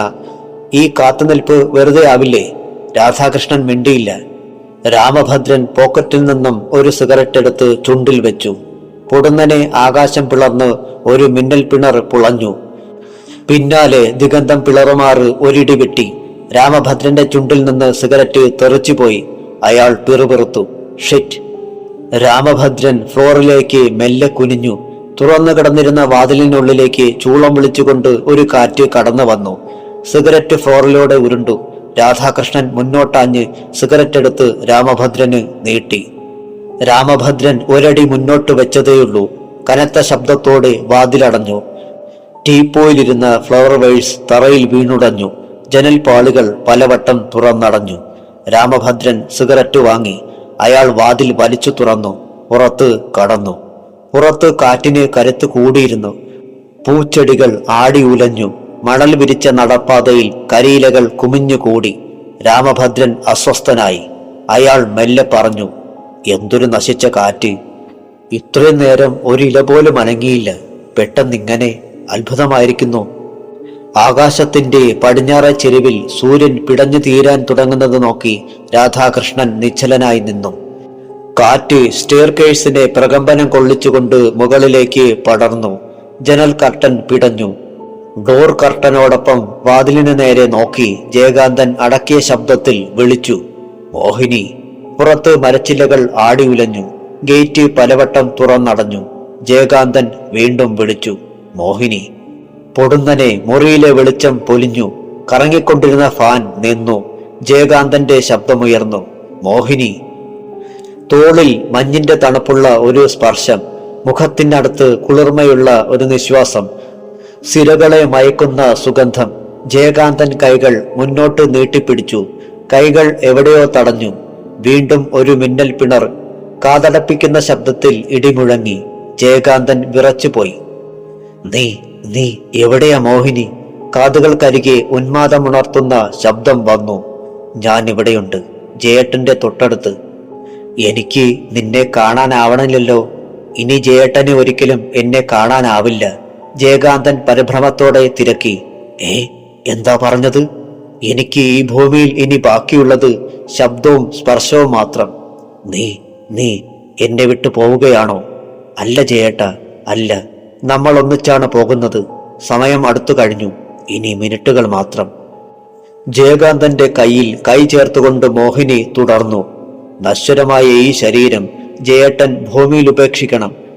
ഈ ജന്മത്തിലെ ചോര പൊടിയുന്ന ഓർമ്മകളോടൊപ്പം എന്റെ കണ്ണുകളിലെ അഗാധ നീലിമയിൽ മിന്നുന്ന ഒരു നക്ഷത്രം പോലെ ഒഴുകി നടക്കാൻ. ജയകാന്തൻ മിണ്ടിയില്ല. മോഹിനിയുടെ ശബ്ദം താഴ്ന്നു. ഭവത്രാതൻ കാത്തിരിക്കുന്നു. ഈ ജന്മം അയാൾക്ക് മാത്രമല്ല, മോഹിനിക്കും അനിവാര്യം. ഉച്ചാടനം തുടങ്ങിക്കഴിഞ്ഞു. ഇനി ചീറിയടിക്കുന്ന കാറ്റിന് പൊള്ളുന്ന ചൂടുണ്ടാവും. നമ്മുടെ നിശ്വാസം പോലും ചുട്ടുപഴുക്കും. പിന്നെ ആവാഹനം. കാറ്റിന്റെ കൈകളിൽ പെട്ട് ജയകാന്തൻ മുന്നോട്ട് വേച്ചു വീഴാതിരിക്കാനായി അയാൾ മേശയിൽ അള്ളിപ്പിടിച്ചു. മോഹിനിയുടെ ശബ്ദത്തിന് തീ പിടിച്ചു. ഇനി ജയേട്ടൻ കാത്തിരിക്കേണ്ടത് ഒരേ ഒരാളെ, പ്രിയപ്പെട്ട കൂട്ടുകാരനെ, ഭാസുരചന്ദ്രനെ. ജയകാന്തൻ അസ്വസ്ഥനായി. അയാളുടെ വലതുതോളിൽ ഒരു രക്ഷാബന്ധനമുണ്ട്. ജയേട്ടൻ അതഴിച്ചെടുക്കണം. പിന്നെ ഉമനീര് പുരട്ടി അശുദ്ധമാക്കണം. മോഹിനി, എനിക്ക് പേടിയാവുന്നു. പേടിക്കരുത്, മനസ്സ് ചഞ്ചലമാവരുത്. താളിയോലക്കെട്ടിലെ ചോര പടർന്ന അക്ഷരക്കൂട്ടങ്ങളിൽ ഈ മോഹിനിയുടെ അന്ത്യം പ്രവചിച്ചിട്ടില്ല. കയ്യിലെ രക്ഷാബന്ധനം അഴിയുന്നതിനു മുമ്പ് ഭാസുരചന്ദ്രൻ ഈ ബംഗ്ലാവിൽ പിടഞ്ഞു തീരുമെന്നും ഭവത്രാതൻ അറിയില്ല. ജയകാന്തൻ നടുക്കത്തോടെ വിളിച്ചു, മോഹിനി. മോഹിനി ചിരിച്ചു. ഈ ബംഗ്ലാവ് പോലീസ് വളഞ്ഞു കഴിഞ്ഞു ജയേട്ട. 1000 കണ്ണുമായി അവരിപ്പോൾ കാത്തിരിക്കുന്നത് മറ്റാരെയുമല്ല, ജയേട്ടന്റെ പ്രിയപ്പെട്ട കൂട്ടുകാരനെ. അവനെ കാണുന്ന മാത്രയിൽ തോക്കുകൾ ഒന്നിച്ച് ശബ്ദിക്കും. തോക്കുകൾക്ക് ഭവത്രാതന്റെ രക്ഷാബന്ധനത്തിന്റെ കരുത്തറിയില്ല. ജയേട്ട. മോഹിനി. ജയകാന്തന്റെ ശബ്ദമിടറി. തയ്യാറായിക്കൊള്ളൂ. ഇനി അങ്ങോട്ട് നമുക്ക് വഴികാട്ടാനുള്ളത് ഭാസുരചന്ദ്രന്റെ ചോര. അയാൾ ഈ ഭൂമിയിലേക്ക് വന്നത് നമ്മളെ തമ്മിൽ പിരിക്കാനല്ല, ഒന്നിപ്പിക്കാനാണ് ജയേട്ട. യാത്ര. അദൃശ്യമായ ഒരു ശത്രുവിനെ തേടി രണ്ടും കൽപ്പിച്ചുള്ള യാത്ര. സഹയാത്രികനായി കൂടെയുള്ളത് മറ്റാരുമല്ല, മരണമാണ്. ജയിച്ചാലും തോറ്റാലും ആ വിധി താൻ ഏറ്റുവാങ്ങിയേ തീരൂ. എന്നാലും ആശ്വസിക്കാനുണ്ട്. മോഹിനിയെ എന്നേക്കുമായി തളയ്ക്കാനാവും. പക്ഷേ പ്രതിബന്ധങ്ങൾ ഒരുപാടുണ്ട്. അത്ര എളുപ്പം ജയകാന്തന്റെ വീട്ടിൽ അതിക്രമിച്ച് കയറാനാവില്ല. മോഹിനിയും രണ്ടും കൽപ്പിച്ചാണ് കാത്തിരിക്കുന്നത്. അവൾക്കും ഈ ജയം അനിവാര്യമാണ്. അനിയൻ തിരുമേനിയെ ഇന്നോളം മോഹിനി ആർക്കും വിട്ടുകൊടുത്തിട്ടില്ല, ഒരു ജന്മത്തിലും. ഈ ജന്മത്തിലും അവൾ അത് അനുവദിക്കില്ല. ഭാസുരചന്ദ്രൻ മെല്ലെ നിശ്വസിച്ചു. തലയ്ക്ക് മുകളിൽ വിളറി വിറങ്ങലിച്ച ആകാശം, താഴെ ഉൾക്കിടലത്തോടെ പിടയുന്ന ഭൂമി. കാറ്റിന്റെ ചൂളം വിളി ചരമഗീതം പോലെ. ഞെരിഞ്ഞമരുന്ന കരിയിലകളുടെ ശബ്ദം ഭീമമായ മുരൽച്ച പോലെ. ഇടയ്ക്കിടെ ആകാശം പിളർന്ന് ചീറിയെത്തുന്ന മിന്നൽ പിണർ, മോഹിനിയുടെ പൊട്ടിച്ചിരി പോലെ. കാറ്റിനെ കരുത്ത് കൂടുകയാണ്. കാലുകൾ പറഞ്ഞു പോകുന്നത് പോലെ. തലയ്ക്ക് മുകളിൽ കരിയിലകൾ പറന്നു നടക്കുന്നു. വൃക്ഷത്തരപ്പുകളിൽ നിന്ന് ഇലകൾ പൊഴിയുന്നു. മണൽത്തരികൾ മേലോട്ടുയർന്ന് കാഴ്ച മറയ്ക്കുന്നു. കയ്യിലെ സിന്ദൂരച്ചെപ്പ് വിറയ്ക്കുന്നു. മുന്നോട്ട് കുതിച്ച് ഭാസുരചന്ദ്രൻ പൊടുന്നനെ നിന്നു. കനത്ത ഇരുട്ടിൽ ജയകാന്തന്റെ വീടിന് മുന്നിൽ കുറെ നിഴലുകൾ ചലിക്കുന്നു. ഇടയ്ക്ക് സെർച്ച് ലൈറ്റുകൾ തെളിയുന്നു. ആ വെളിച്ചത്തിൽ ഗണ്ണുകൾ തിളങ്ങുന്നു. തന്നെ കാത്ത് അപ്പോൾ മോഹിനി മാത്രമല്ല, പോലീസുകാരുടെ ഒരു സംഘവും. ഭാസുരചന്ദ്രൻ അത്ഭുതപ്പെട്ടു. എന്തിനാണ് പോലീസുകാർ തന്നെ തേടുന്നത്? താൻ അവർക്കൊരു ദ്രോഹവും ചെയ്തിട്ടില്ലല്ലോ. അവർ തേടുന്നത് മറ്റാരെങ്കിലും ആയിരിക്കുമോ? ആവാനിടയില്ല.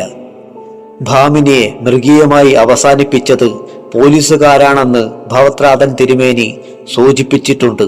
എന്തിനാണ് അവളെ അവർ കൊന്നതെന്ന് അദ്ദേഹം പറഞ്ഞു തന്നിട്ടില്ല. ഭവത്രാതൻ തിരുമേനി ഉൾക്കണ്ണുകൊണ്ട് എല്ലാം കണ്ടിട്ടുണ്ടാവും. ഒന്നും താൻ അറിയണ്ട എന്ന് കരുതിയിട്ടുണ്ടാവും. ഭാമിനിയാണ് മോഹിനി എന്ന പേരിൽ നാട്ടിൽ ഭീതി വിതയ്ക്കുന്നതെന്ന് പോലീസുകാർ കരുതിയിട്ടുണ്ടാവും. അവളെ സഹായിക്കുന്നത് താനാണെന്നും ഇപ്പോൾ അവർ വിശ്വസിക്കുന്നുണ്ടാവും. കൊലപാതകങ്ങളെല്ലാം തന്റെ അക്കൗണ്ടിൽ അവർ എഴുതി വെച്ചിട്ടുണ്ടാവും. സത്യം പറഞ്ഞാലും ആരും വിശ്വസിക്കില്ല. വിധി തന്നെ ക്രൂരമായി വേട്ടയാടുകയാണ്. ഇനി അതിനെക്കുറിച്ചോർത്ത് ആധി പിടിച്ചിട്ട് കാര്യമില്ല. ശേഷിക്കുന്നത് ഒരേയൊരു നിയോഗം മാത്രം. ഭാസുരചന്ദ്രൻ ശബ്ദമുണ്ടാക്കാതെ ഒരു ചുവടുകൂടി മുന്നോട്ട് വെച്ചു. സെർച്ച് ലൈറ്റ് തീക്കണ്ണുകൾ കൊണ്ട് ചുറ്റുമുള്ളതെല്ലാം പരതുന്നു. ഒപ്പം റൈഫിളുകളും മുന്നോട്ട് നീളുന്നു. ഒരനക്കം മതി, ചെറിയൊരു നിശ്വാസം മതി, കരിയിലകളുടെ അരുതാത്ത ശബ്ദം മതി. ആ നിമിഷം റൈഫിളുകൾ ഒന്നിച്ച് ശബ്ദിക്കും. എന്തേ ജയകാന്തന്റെ വീടിന് മുന്നിലുള്ള പോലീസുകാരെ പറ്റി ഭവത്രാതൻ തിരുമേനി ഒന്നും പറഞ്ഞില്ല? മറന്നുപോയതാണോ, അതോ ഇങ്ങനെയൊരു നീക്കം അദ്ദേഹത്തിന് മുൻകൂട്ടി അറിയാനായില്ലെന്ന് വരുമോ? സാരമില്ല, വലത് കൈയിൽ ഏലസ് കോർത്ത രക്ഷാബന്ധമുണ്ട്. നെറ്റിയിൽ അദ്ദേഹം ചാർത്തിയ സിന്ദൂര പൊട്ടുണ്ട്. എപ്പോഴും തുണയായുള്ള മനഃശക്തി വിടാതെ കൂടെയുണ്ട്. ഭാസുരചന്ദ്രൻ വീണ്ടും മുന്നോട്ട് നടന്നു. ഗേറ്റിനടുത്തെത്തി അയാൾ നിന്നു. ഒരു നിമിഷം ചുറ്റും ശ്രദ്ധിച്ചു. തുറന്നടയുന്ന ജനൽപ്പാളികൾ, കാറ്റിന്റെ കരുത്തിൽ വിറകൊള്ളുന്ന ഗേറ്റ്, ഭൂമിയിൽ അമരുന്ന കരുത്തുള്ള കാലടികൾ. ഗേറ്റ് മാത്രമല്ല, ജയകാന്തന്റെ ബംഗ്ലാവും വിറയ്ക്കുന്നു. ശ്വാസഗതി പോലും നിയന്ത്രിച്ച് ഭാസുരചന്ദ്രൻ ഗേറ്റിന്റെ കൊളുത്തിൽ തൊട്ടു. പൊടുന്നനെ സെർച്ച് ലൈറ്റുകൾ കെട്ടു. ചന്ദ്രൻ മേഘക്കൂട്ടത്തിൽ ഒളിച്ചു. ഭാസുരചന്ദ്രൻ ഇരുട്ടിന്റെ കനത്ത കരിമ്പട പുതപ്പിനുള്ളിലായി. തൊട്ടടുത്ത് ഡിവൈഎസ്പി രാമഭദ്രന്റെ ഗർജനം കേട്ടു. എന്തിനാ സെർച്ച് ലൈറ്റ് അണച്ചത്? ആരോ മറുപടി പറഞ്ഞു. ലൈറ്റുകൾ കത്തുന്നില്ല സാർ. എന്ത് കത്തുന്നില്ലെന്നോ? What happen? ഭാസുരചന്ദ്രന് ഉറപ്പായി. ഭവത്രാതൻ തിരുമേനി എല്ലാം മുൻകൂട്ടി കണ്ടിരിക്കുന്നു. അയാൾ ഗേറ്റിന്റെ കൊളുത്തു നീക്കി. പിന്നെ ഇരുട്ടിൽ അലിഞ്ഞ് സിറ്റൗട്ടിന് നേരെ നീങ്ങി. ഈ വീട്ടിലെ ഓരോ ഇഞ്ച് സ്ഥലവും തനിക്ക് പരിചിതമാണ്. മറ്റാരേക്കാളും കൂടുതലായി. കനത്ത ഇരുട്ട് ഇപ്പോൾ കൂട്ടിനുണ്ട്. ഇങ്ങനെ ഒരാൾ വീട്ടിനുള്ളിൽ കടക്കുന്ന കാര്യം ഒരാൾ പോലും അറിയില്ല. ഭാസുരചന്ദ്രൻ ശബ്ദമുണ്ടാക്കാതെ വാതിൽ തുറന്നു. പിന്നെ അയാൾ വാതിലടച്ചു. മുന്നോട്ടു നീങ്ങി. ഹാളിലും ആരൊക്കെയോ ഉണ്ട്. അവരാരും തന്റെ സാന്നിധ്യം അറിഞ്ഞിട്ടില്ല. ഭാസുരചന്ദ്രൻ സ്റ്റെയർ കേസിന് നേരെ നീങ്ങി. പിന്നിൽ നിന്ന് കനത്ത ഒരു ശബ്ദം കേട്ടു. ഹാളിലേക്ക് ആരും കടന്നു വന്നിട്ടില്ല സാർ. പുറത്തുനിന്ന് രാമഭദ്രന്റെ ശബ്ദം. പക്ഷെ ഗേറ്റ് ആരോ തുറന്നല്ലോ രാധാകൃഷ്ണ. ഗേറ്റ് തുറന്നത് കാറ്റായിക്കൂടെ സാർ? വിഡ്ഢിത്തം പറയല്ലേ. കാറ്റ് ഗേറ്റിന്റെ കൊളുത്ത് നീക്കുമോ? നമ്മൾ ഗേറ്റിന്റെ കൊളുത്തിടാൻ മറന്നു പോയിക്കൂടെ സാർ? ഭാഗ്യപരീക്ഷണം വേണ്ട. ഹാൾ ഒന്നുകൂടി സെർച്ച് ചെയ്തേക്കൂ സാർ. സെർച്ച് ലൈറ്റുകളൊന്നും കത്തുന്നില്ല രാധാകൃഷ്ണ. എല്ലാ ലൈറ്റുകളും ഒരുപോലെ കേടായതുപോലെ. സ്ട്രെയിഞ്ച്. സാരമില്ല സാർ, ഞങ്ങളുടെ കയ്യിൽ ടോർച്ചുണ്ട്. That is right. Radhakrishna, be careful. തലമുടിനാരിന്റെ നേരിയ പിഴവ് പോലും ഞാൻ അനുവദിക്കില്ല. അറിയാം സാർ, എവിടെയും പിഴവുണ്ടായിട്ടില്ല. ജയകാന്തന്റെ മുറിയിൽ എപ്പോഴും ഒരു കണ്ണ് വേണം. ഞാൻ സ്റ്റെയർ കേഴ്സിന് അടുത്ത് തന്നെയുണ്ട് സാർ. എന്റെ കൺമുന്നിലൂടെ ഭാസുരചന്ദ്രൻ സ്റ്റെയർ കേഴ്സ് കയറില്ല. ടോർച്ച് തെളിഞ്ഞു. പ്രകാശവൃത്തം ഒരിക്കൽ കൂടി തൊട്ടുഴിഞ്ഞു കടന്നുപോയപ്പോൾ ഭാസുരചന്ദ്രൻ പേടിയോടെ കൈവരയിൽ അള്ളിപ്പിടിച്ചു. രാധാകൃഷ്ണൻ ഉറക്കെ വിളിച്ചു പറഞ്ഞു. ഹാളിലേക്ക് ആരും കടന്നു വന്നിട്ടില്ല സാർ. ഗേറ്റ് തുറന്നതുപോലെ സാറിന് തോന്നിയതാവും. ഭാസുരചന്ദ്രൻ അത്ഭുതത്തോടെ കണ്ണുകൾ തുറന്നു. തന്നെ ഇയാൾ കണ്ടിട്ടില്ലെന്ന് വരുമോ? ടോർച്ചിന്റെ പ്രകാശവൃത്തം തൊട്ടുഴിഞ്ഞു കടന്നു പോയിട്ടും മോഹിനിയെപ്പോലെ താനും അദൃശ്യനാണെന്ന് വരുമോ? ജയകാന്തനല്ലാതെ മറ്റാർക്കും തന്നെ കാണാനാവില്ലേ? ഭവത്രാതൻ തിരുമേനി നെറ്റിയിൽ തൊട്ടുതന്ന സിന്ദൂരത്തിന്റെ പ്രഭാവം കൊണ്ടാണോ താൻ അദൃശ്യനായിരിക്കുന്നത്? ഭാസുരചന്ദ്രൻ പടികൾ കയറി മുകളിലെത്തി. ജയകാന്തന്റെ മുറിയിലും പ്രകാശമില്ല. അവിടെയും പോലീസുകാർ കാവൽ നിൽക്കുന്നുണ്ടാവുമോ? ഭാസുരചന്ദ്രൻ സംശയിച്ചു നിൽക്കാതെ അകത്ത് കടന്നു. കയ്യിലിരുന്ന സിന്ദൂരച്ചെപ്പിന് തിളക്കം കൂടിയതുപോലെ ഇപ്പോഴത് തീക്കട്ട പോലെ തിളങ്ങുന്നു.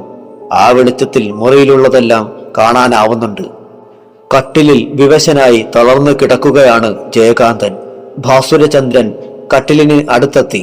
പിന്നെ താഴ്ന്ന സ്വരത്തിൽ വിളിച്ചു, ജയകാന്ത. ജയകാന്തൻ പിടഞ്ഞെഴുന്നേറ്റു. ഭാസുരചന്ദ്രൻ വീണ്ടും വിളിച്ചു, ജയകാന്ത. ജയകാന്തൻ ഭീതിയോടെ ചുറ്റും നോക്കി. ആരാ ആരാ അത്? ഭാസുരചന്ദ്രന്റെ ശബ്ദമിടറി.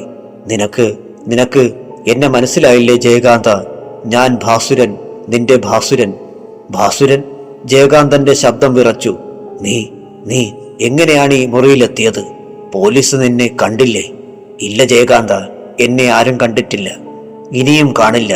സംസാരിച്ചു നിൽക്കാൻ സമയമില്ല. ഞാൻ നിന്നെ രക്ഷിക്കാനാ വന്നിരിക്കുന്നത്. പഴയ ജീവിതത്തിലേക്ക് തിരിച്ചു കൊണ്ടുപോകാൻ ജയകാന്തൻ ഭാസുരചന്ദ്രനെ തുറച്ചു നോക്കി. നീ എന്തൊക്കെയാണ് ഈ പറയുന്നത്? ഭാസുരചന്ദ്രൻ മുന്നോട്ടടുത്തു. പറയുന്നത് മനസ്സിലാക്ക്. നീ ഇപ്പോൾ ഒരു സ്വപ്നത്തിന്റെ തടവിലാണ്. ആ സ്വപ്നമാണ് ജീവൻ വെച്ച് നിന്റെ പ്രിയപ്പെട്ടവരെ മുഴുവൻ കൊന്നൊടുക്കുന്നത്.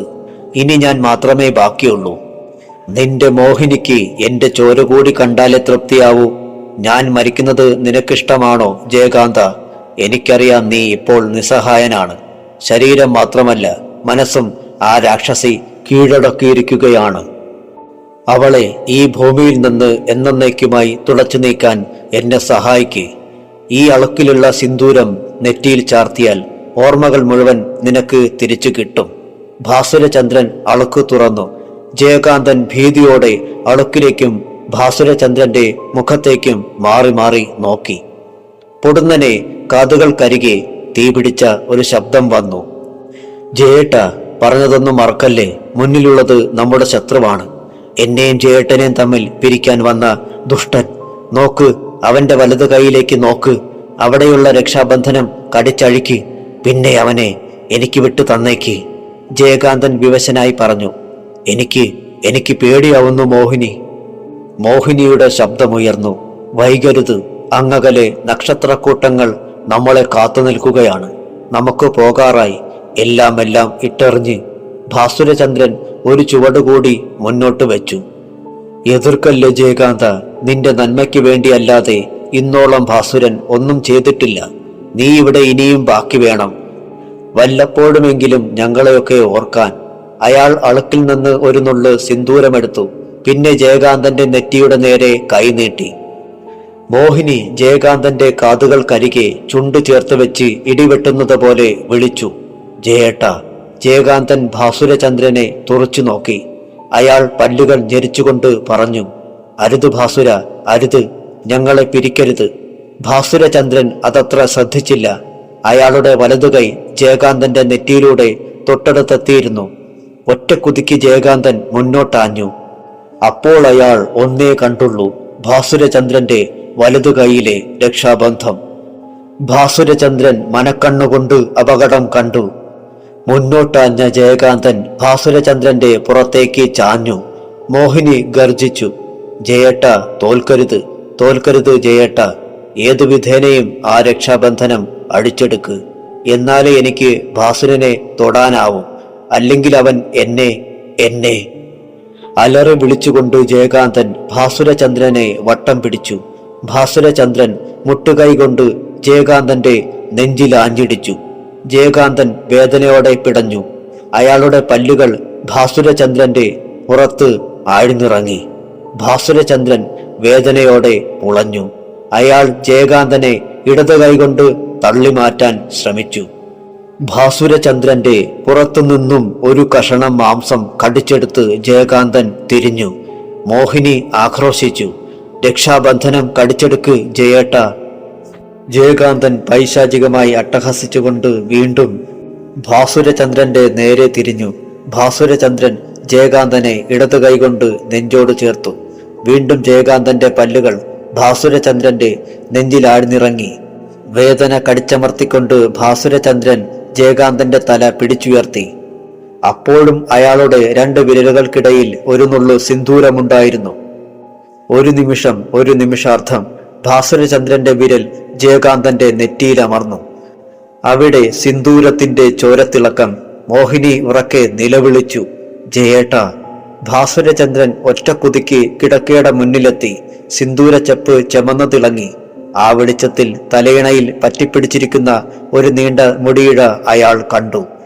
ജയകാന്തൻ കണ്ണുകൾ പലവട്ടം ചിമ്മിത്തുറന്നു. ഉള്ളിന്റെ ഉള്ളിൽ വിശാലാക്ഷി അമ്മയുടെ കണ്ണീരണിഞ്ഞ മുഖം തെളിഞ്ഞു. ജയകാന്തന്റെ ഹൃദയമുരുകി കണ്ണുകളിലൂടെ ചോർന്നു. അയാൾ ഉറക്കെ വിളിച്ചു, അമ്മേ. കാതുകൾക്കരികെ മോഹിനിയുടെ നേർത്ത ശബ്ദം. ഞാൻ പോവുകയാണ് ജയേട്ട. കൂടെ വരാൻ ആരുമില്ലാതെ ഇനി ഒരിക്കലും നമ്മൾ കാണില്ല. ഒരു ജന്മത്തിലും ഈ മോഹിനി ഒരേ ഒരു തെറ്റേ ചെയ്തിട്ടുള്ളൂ. ജയേട്ടനെ അമിതമായി സ്നേഹിച്ചു. എപ്പോഴും കൂടെ ഉണ്ടാവണമെന്ന് മോഹിച്ചു. സ്നേഹിച്ചില്ലെങ്കിലും വെറുക്കല്ലേ ജയേട്ട. ഭാസുരചന്ദ്രൻ തലയിണയിൽ നിന്ന് മുടിയിഴ വലിച്ചെടുത്തിരുന്നു. അയാൾ ജയകാന്തന്റെ മുന്നിലെത്തി. ജയകാന്തൻ ഭാസുരചന്ദ്രനെ മാറോട് ചേർത്തു. ഇടറിയ ശബ്ദത്തിൽ അയാൾ പറഞ്ഞു, ഇത്രയും കാലം ഞാനെവിടെയായിരുന്നു ഭാസുര? നിന്നെ മറന്ന്, എല്ലാവരെയും മറന്ന് ഇപ്പോൾ എനിക്ക് ഓർക്കാനാവുന്നുണ്ട്. ചോരയിൽ കുതിർന്ന് എന്റെ അച്ഛൻ ആ സ്റ്റെയർകേഴ്സിന് താഴെ ഭാസുരചന്ദ്രൻ സമാധാനിപ്പിക്കുന്നത് പോലെ പറഞ്ഞു. അച്ഛൻ മാത്രമല്ല, അമ്മയും നിന്നെ വിട്ടുപോയി ജയകാന്ത. അറിയാതെയാണെങ്കിലും അവരുടെ മരണം നീ ആഗ്രഹിച്ചു പോയി. സാരമില്ല, ഒന്നും നിന്റെ തെറ്റല്ലല്ലോ. എനിക്ക് ആശ്വാസമായി. നീ ഇപ്പോൾ മോഹിനിയുടെ പിടിയിൽ നിന്നും രക്ഷപ്പെട്ടല്ലോ. വരൂ, ഭവത്രാതൻ തിരുമേനി നമ്മളെ കാത്തിരിക്കുന്നുണ്ട്. ഭവത്രാതൻ തിരുമേനിയോ? ആരാണ് അദ്ദേഹം? പറയാം, എല്ലാം പറയാം. ഇപ്പോഴല്ല, അദ്ദേഹത്തിന്റെ ഇല്ലത്തെത്തുമ്പോൾ. എന്റെ ജോലി തീർന്നിട്ടില്ല, തുടങ്ങിയിട്ടേയുള്ളൂ. വന്നോളൂ ജയകാന്ത. ജയകാന്തൻ ഒരടി മുന്നോട്ട് വെച്ചു. പിന്നിൽ മോഹിനിയുടെ ക്രൂരമായ ശബ്ദം കേട്ടു. ജയേട്ടനെ മാത്രമേ ഈ ഭൂമിയിൽ ഞാൻ ബാക്കി വയ്ക്കൂ. ഭവത്രാതന് മാത്രമല്ല, ജയേട്ടന്റെ ഭാസുരനും ഞാൻ മാപ്പ് കൊടുക്കില്ല. പൊയ്ക്കോളൂ, കൂട്ടുകാരന്റെ പിന്നാലെ പൊയ്ക്കോളൂ. ഒപ്പം മോഹിനിയുണ്ട്. അവരുടെ വിധി നിശ്ചയിച്ചുകൊണ്ട്. മോഹിനി പറഞ്ഞത് ജയകാന്തൻ കേട്ടില്ല. അയാൾ ഭാസുരചന്ദ്രന്റെ പിന്നാലെ മുറിയിൽ നിന്നും പുറത്തേക്ക് കടന്നു. ഹാളിൽ അപ്പോഴും കനത്ത ഇരുട്ടായിരുന്നു. ഭാസുരചന്ദ്രൻ ശ്രദ്ധാപൂർവം സ്റ്റെയർകേസിന്റെ പടികളിറങ്ങി. പിന്നാലെ ജയകാന്തനും. ഭാസുരചന്ദ്രൻ ശബ്ദം താഴ്ത്തി പറഞ്ഞു, ഹാളിൽ മാത്രമല്ല, വീടിന് പുറത്തും കനത്ത പോലീസ് വലയമുണ്ട്. പേടിക്കണ്ട, അവർക്ക് നമ്മളെ കാണാനാവില്ല. നെറ്റിയിൽ ചാർത്തിയിട്ടുള്ള സിന്ദൂരത്തിന്റെ പ്രഭാവമാണത്. തിരിഞ്ഞു നോക്കാതെ പിന്നാലെ വന്നോളൂ. ശബ്ദമുണ്ടാക്കാതെ ഭാസുരചന്ദ്രൻ വാതിൽ തുറന്നു. സിറ്റൌട്ടിൽ ഡിവൈഎസ്പി രാമഭദ്രൻ നിൽക്കുന്നുണ്ടായിരുന്നു. അയാളെ മറികടന്ന് ഭാസുരചന്ദ്രൻ ഗേറ്റിനടുത്തെത്തി. പിന്നാലെ ജയകാന്തനും. പുറത്ത് അപ്പോഴും കാറ്റ് താണ്ഡവമാടുന്നുണ്ടായിരുന്നു. കണ്ണഞ്ചിപ്പിക്കുന്ന മിന്നൽ പിണർ ഉളഞ്ഞു. ദിഗന്ധം പിളറുമാറ് ഇടിവെട്ടി. ഭാസുരചന്ദ്രന്റെ നെറ്റിയിൽ നിന്നും സിന്ദൂര ബിന്ദുക്കൾ അടർന്നു. അയാൾ അത് അറിഞ്ഞില്ല. കാറ്റ് വീണ്ടും ചീറിയടിച്ചു. ഭാസുരചന്ദ്രൻ ഗേറ്റിൽ അള്ളിപ്പിടിച്ചു. പൂമുഖവാതിൽ ശബ്ദത്തോടെ അടഞ്ഞു. രാമഭദ്രൻ ഉറക്കെ വിളിച്ചു ചോദിച്ചു, രാധാകൃഷ്ണ, എനിത്തിങ് റോങ് ദയർ? ഇല്ല സാർ, ഇങ്ങോട്ട് ആരും വന്നിട്ടില്ല. ജയകാന്തന്റെ മുറി ഒന്ന് പരിശോധിച്ചോളൂ. അതിന്റെ ആവശ്യമില്ല സാർ. ഇപ്പോഴും ജയകാന്തൻ സേഫാണ്. ഭാസുരചന്ദ്രന്റെ പൊടി പോലും പരിസരത്തെങ്ങുമില്ല. രാമഭദ്രൻ ഗർജിച്ചു. എന്നാലും ഒന്ന് സെർച്ച് ചെയ്തേക്ക്. അയാൾ സേഫാണെന്നറിഞ്ഞാൽ നമുക്ക് ടെൻഷൻ കുറഞ്ഞു കിട്ടുമല്ലോ. ഈ നശിച്ച കാറ്റാണ് പുറത്ത് വല്ലാതെ ശല്യമുണ്ടാക്കുന്നത്. ഇരുട്ടിൽ ഒന്നും കാണാനും പറ്റുന്നില്ല. ഞാൻ പറഞ്ഞില്ലേ സാർ, നമ്മൾ ഈ വീട് വളഞ്ഞിട്ടുള്ളത് ഭാസുരൻ തീർച്ചയായും അറിഞ്ഞിട്ടുണ്ട്. ഏതായാലും ഈ രാത്രി നമ്മൾ അവനെ പ്രതീക്ഷിക്കേണ്ട. ഈ രാത്രി എന്നല്ല, ഒരു രാത്രിയും. ജയകാന്തനെ ആ നായിന്റെ മോന് തൊടാൻ പോലും കിട്ടില്ല സാർ. എനിക്കും അങ്ങനെ തോന്നുന്നുണ്ട്. എന്നാലും നമ്മൾ അലർട്ടാവണം. ജയകാന്തന്റെ മുറിയിൽ ഒരു മെഴുകുതിരിയെങ്കിലും കത്തിച്ചു വെക്കണം. Yes sir. അയാൾ ഉറങ്ങുകയാണെങ്കിൽ ശല്യപ്പെടുത്തണ്ട. ഉറങ്ങിക്കോട്ടെ സാർ. രാധാകൃഷ്ണൻ സ്റ്റെയർകേഴ്സ് കയറി മുകളിലെത്തി. അയാൾ മുറിക്കുള്ളിലേക്ക് ടോർച്ചടിച്ചു. രാധാകൃഷ്ണൻ പരിഭ്രമിച്ചുപോയി. മുറിയിൽ ജയകാന്തനില്ല. അയാൾ തിടുക്കത്തിൽ പടികളിറങ്ങി ഹാളിലെത്തി. പിന്നെ വാതിൽ വലിച്ചു തുറന്ന് പുറത്തു കടന്നു. സാർ. എന്താ രാധാകൃഷ്ണ? ജയകാന്തനെ കാണാനില്ല. വാട്ട്? കിടക്കയിൽ അയാളില്ല sir. What nonsense you are talking? ജയകാന്തനെ കുറച്ചു നേരം മുൻപ് നമ്മൾ മുറിയിൽ കണ്ടതല്ലേ? അതെ സാർ, പക്ഷേ അയാൾ പുറത്തെങ്ങും പോയിട്ടില്ല. വീട്ടിനുള്ളിൽ തന്നെ എവിടെയെങ്കിലും ഉണ്ടാവും. Search sir. രാധാകൃഷ്ണനും പോലീസുകാരും വീടരിച്ചു പെറുക്കി ജയകാന്തനെ തിരഞ്ഞു. കണ്ടില്ല. രാമഭദ്രൻ അസ്വസ്ഥനായി. ഭാസുരചന്ദ്രൻ ഈ പരിസരത്തെങ്ങും വന്നിട്ടില്ല. ജയകാന്തൻ വീട് വിട്ട് പുറത്തു പോയിട്ടുമില്ല. പിന്നെ നേരത്തെ ഗേറ്റ് ആരോ തുറന്നുവെന്ന് ഞാൻ പറഞ്ഞില്ലേ രാധാകൃഷ്ണ? അത് അയാളായിരിക്കുമോ? നമ്മളോട് പറയാതെ ഒരിക്കലും ജയകാന്തൻ പുറത്തു പോവില്ല സാർ. രാമഭദ്രൻ ജ്വലിച്ചു. പക്ഷേ വീടിനുള്ളിൽ അയാളില്ലല്ലോ രാധാകൃഷ്ണ. ഇരുട്ടായതുകൊണ്ട് അയാൾ പുറത്തു പോയത് നമ്മൾ കാണാതിരുന്നതായിക്കൂടെ? പക്ഷേ സാർ, അയാൾ ഒരു മാനസിക രോഗിയാണെന്ന കാര്യം നിങ്ങൾ മറന്നു. പെട്ടെന്നുണ്ടായ മനോവിഭ്രാന്തി കൊണ്ടയാൾ പുറത്തു കടന്നു പോയിട്ടുണ്ടാവും. ചിന്തിച്ചു നിൽക്കാൻ സമയമില്ല. വഴിയിൽ എവിടെയെങ്കിലും വെച്ച് ജയകാന്തനെ ഭാസുരചന്ദ്രന് കിട്ടിയാൽ ആലോചിച്ചിട്ട് ഒരു എത്തും പിടിയും കിട്ടുന്നില്ല. ഈ കാറ്റും മിന്നൽ പിണരും പിന്നെ എല്ലാ സെർച്ച് ലൈറ്റും ഒരുപോലെ കേടായില്ലേ സാർ? ആരും അറിയാതെ ജയകാന്തൻ പുറത്തു കടക്കുകയും ചെയ്തു. നിങ്ങൾ എന്താ പറഞ്ഞു വരുന്നത്? ഈ വീട് പിശകാണെന്ന് തോന്നുന്നു സാർ. ഏതോ പ്രേതബാധയുള്ളതുപോലെ. ചിലപ്പോൾ ട്രിഗറിൽ വിരലമർത്തിയാലും നമ്മുടെ റൈഫിളുകൾ ശബ്ദിച്ചെന്ന് വരില്ല. കടുത്ത സംഘർഷം മനസ്സിലുണ്ടായിരുന്നിട്ടും രാമഭദ്രൻ പൊട്ടിച്ചിരിച്ചുപോയി. വെറുതെ വിഡ്ഢിത്തം പറഞ്ഞ് സമയം കളയല്ലേ രാധാകൃഷ്ണ. പ്രേതത്തെ പിടിക്കാനല്ല, ഒരു ക്രിമിനലിനെ പിടിക്കാനാണ് നമ്മൾ ഇവിടെ കാത്തിരിക്കുന്നത്. നേരത്തെ ഗേറ്റ് തുറന്ന് പുറത്തു പോയത് ജയകാന്തനാണെങ്കിൽ അയാൾ ഏറെ ദൂരമൊന്നും പോയി കാണാനിടയില്ല. സെർച്ച്. ഒരു സംഘം പോലീസുകാർ ഇവിടെ നിന്നോട്ടെ, ബാക്കിയുള്ളവർ ജയകാന്തനെ തിരയട്ടെ. ക്യുക്ക്. Yes sir. രാധാകൃഷ്ണൻ ഒരു സംഘം പോലീസുകാരുമായി ഗേറ്റിന് പുറത്തേക്ക് കുതിച്ചു. രാമഭദ്രൻ ടോർച്ച് തെളിച്ചുകൊണ്ട് ഹാളിലേക്ക് കടന്നു. ഭാസുരചന്ദ്രന്റെ കാലുകൾക്ക് ചിറക് മുളച്ചു. മുന്നിൽ വഴി കാണിച്ചുകൊണ്ട് സിന്ദൂര പൊട്ടുകൾ തിളങ്ങി. പിന്നിൽ പോലീസുകാരുടെ കനത്ത കാലടി ശബ്ദം കേട്ടു. ടോർച്ച് ലൈറ്റുകൾ തെളിഞ്ഞു. പിന്നിലൊരു കൊടുങ്കാറ്റ് ചീറിയടിച്ചു. ജയകാന്തന്റെ കാലുകൾ ഇടറി. ഭാസുരചന്ദ്രന്റെ മുടിയിഴകൾ പാറിപ്പറന്നു. ഒരു മിന്നൽ പുളഞ്ഞു. തുടരെ കാതടപ്പിക്കുന്ന ഇടിശബ്ദം. ജയകാന്തൻ പേടിയോടെ വിളിച്ചു, ഭാസുര. ഭാസുരചന്ദ്രൻ കിതച്ചുകൊണ്ട് പറഞ്ഞു, തളരല്ലേ ജയകാന്ത, നമ്മൾ ലക്ഷ്യത്തിലേക്ക് അടുത്തു തുടങ്ങി. തിരുമേനി എന്നെ വിളിക്കുന്നുണ്ട്. ഇപ്പോൾ ഒന്നും ചോദിക്കരുത്. എല്ലാം നിന്റെ നന്മയ്ക്കാണ്. നീ ഇനിയും ഇവിടെ ബാക്കി വേണം. കാറ്റായി കരുത്തായി നമ്മളെ പിന്തുടരുന്നത് മറ്റാരുമല്ല, മോഹിനിയാണ്. തിരിഞ്ഞു നോക്കല്ലേ. പിന്നിൽ എന്ത് ശബ്ദം കേട്ടാലും മനസ്സ് ഇടറല്ലേ. അവൾക്കിനി വേണ്ടത് നിന്നെയല്ല, എന്നെയാണ്. പറഞ്ഞുകൊണ്ടിരിക്കുമ്പോഴും കരിയിലകൾ മെതിച്ച് ഭാസുരചന്ദ്രൻ മുന്നോട്ടോടി. കിതച്ചുകൊണ്ട് ഒപ്പം ജയകാന്തനുമെത്തി. വീണ്ടും ഒരു മിന്നൽ പിണർ. ദിഗന്ധം പിളരുന്ന ഇടിനാദം. ഭാസുരചന്ദ്രന്റെ കാതുകൾക്കുള്ളിലേക്ക് മോഹിനിയുടെ ശബ്ദം ഉൽക്ക പോലെ തുളഞ്ഞിറങ്ങി. ഭാസുര, നിൽക്ക്.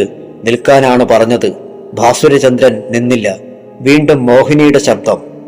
ഭവത്രാതൻ ഒരുക്കിയിട്ടുള്ള ഹോമകുണ്ഠം എന്നെ മാത്രമല്ല, നിന്നെയും പൊള്ളിക്കും. അരുത്, ഇനി ഒരടി പോലും മുന്നോട്ട് വയ്ക്കരുത്. ഭാസുരചന്ദ്രൻ മോഹിനിയുടെ വാക്കുകൾ കേട്ടതായി പോലും ഭാവിച്ചില്ല.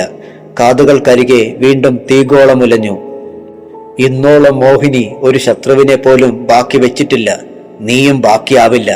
മരണം ഭവത്രാതന് ഒരു നിയോഗമാണ്. അയാളോടൊപ്പം നീയും പിടഞ്ഞു തീരരുത്.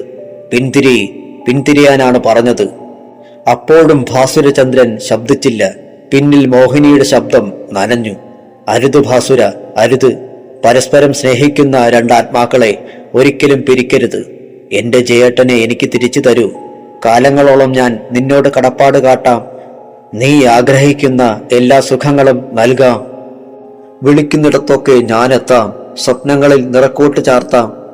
വേണമെങ്കിൽ ജയേട്ടനെ പോലെ നിന്നെയും ഞാൻ എല്ലാ ജന്മങ്ങളിലും പിന്തുടരാം. എന്നെ കൊണ്ടുപോകരുത്. ഭവത്രാതന്റെ മുന്നിലേക്ക് കൊണ്ടുപോകരുത്. അയാളെ ജയിക്കാൻ അനുവദിക്കരുത്. ഭാസുരചന്ദ്രൻ മോഹിനിയെ ശ്രദ്ധിച്ചതേയില്ല. മോഹിനി തേങ്ങലോടെ പറഞ്ഞു, നിന്റെ ഭാമിനിയെ പോലെ ഞാനും ഒരു പെണ്ണല്ലേ ഭാസുര.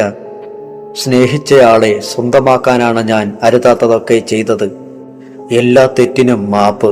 നിന്റെ ഭാമിനിയെ നിന്നിൽ നിന്ന് അകറ്റിയതിന് മാപ്പ്. പോലീസുകാർക്ക് നിന്നെ ചൂണ്ടിക്കാട്ടിയതിന് മാപ്പ്. ഒരു വട്ടം എന്നോട് ക്ഷമിക്കൂ ഭാസുര. എന്റെ ജയേട്ടനെ എനിക്ക് തിരിച്ചു തരൂ. ഭാസുരചന്ദ്രൻ പൊടുന്നനെ കണ്ണുകൾക്ക് മുന്നിലൊരു പൊൻതിളക്കം കണ്ടു. ആ തിളക്കത്തിൽ ചിതലരിച്ച പടിപ്പുര കണ്ടു. തുള്ളിക്കളിക്കുന്ന തീജ്വാലയുടെ വെളിച്ചത്തിൽ ഭവത്രാതൻ തിരുമേനിയുടെ തിളങ്ങുന്ന മുഖം കണ്ടു. ഭാസുരചന്ദ്രന്റെ കാലുകൾക്ക് വേഗത കൂടി. കയ്യിൽ സിന്ദൂരച്ചെപ്പും ഞെരിഞ്ഞു. അയാൾ കിതച്ചുകൊണ്ട് പടിപ്പുര വാതിലിൽ തൊട്ടു. ഹോമകുണ്ഠത്തിനരികിലിരുന്ന ഭവത്രാതൻ തിരുമേനി അട്ടഹസിക്കുന്നത് പോലെ വിളിച്ചു, ഭാസുര. ഭാസുരൻ ഒറ്റക്കുതിക്ക് ഹോമകുണ്ഠത്തിനടുത്തെത്തി. കയ്യിലിരുന്ന സിന്ദൂരച്ചെപ്പ് മുന്നോട്ട് നീട്ടിക്കൊണ്ട് അയാൾ കിതച്ചു. ജയിച്ചു, ജയിച്ചു തിരുമേനി, ജയിച്ചു. ഭവത്രാതൻ തിരുമേനി ഭാസുരചന്ദ്രന്റെ കയ്യിൽ നിന്നും സിന്ദൂരച്ചെപ്പ് വലിച്ചെടുത്തു.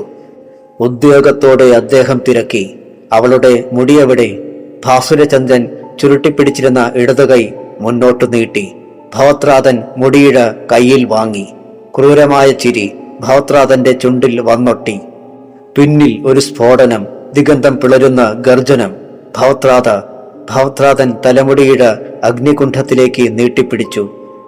ചുണ്ടുകളിലൂടെ മന്ത്രധ്വനികൾ ഉതിർന്നു. ഭവത്രാതന്റെ പിൻകഴുത്തിൽ നീണ്ട നഖങ്ങൾ അമർന്നു. കഴുത്ത് പിളർന്നു, ചോരയൊഴുകി. അപ്പോഴും ഭവത്രാതന്റെ ചുണ്ടിലെ ക്രൂരമായ ചിരി പൊലിഞ്ഞില്ല.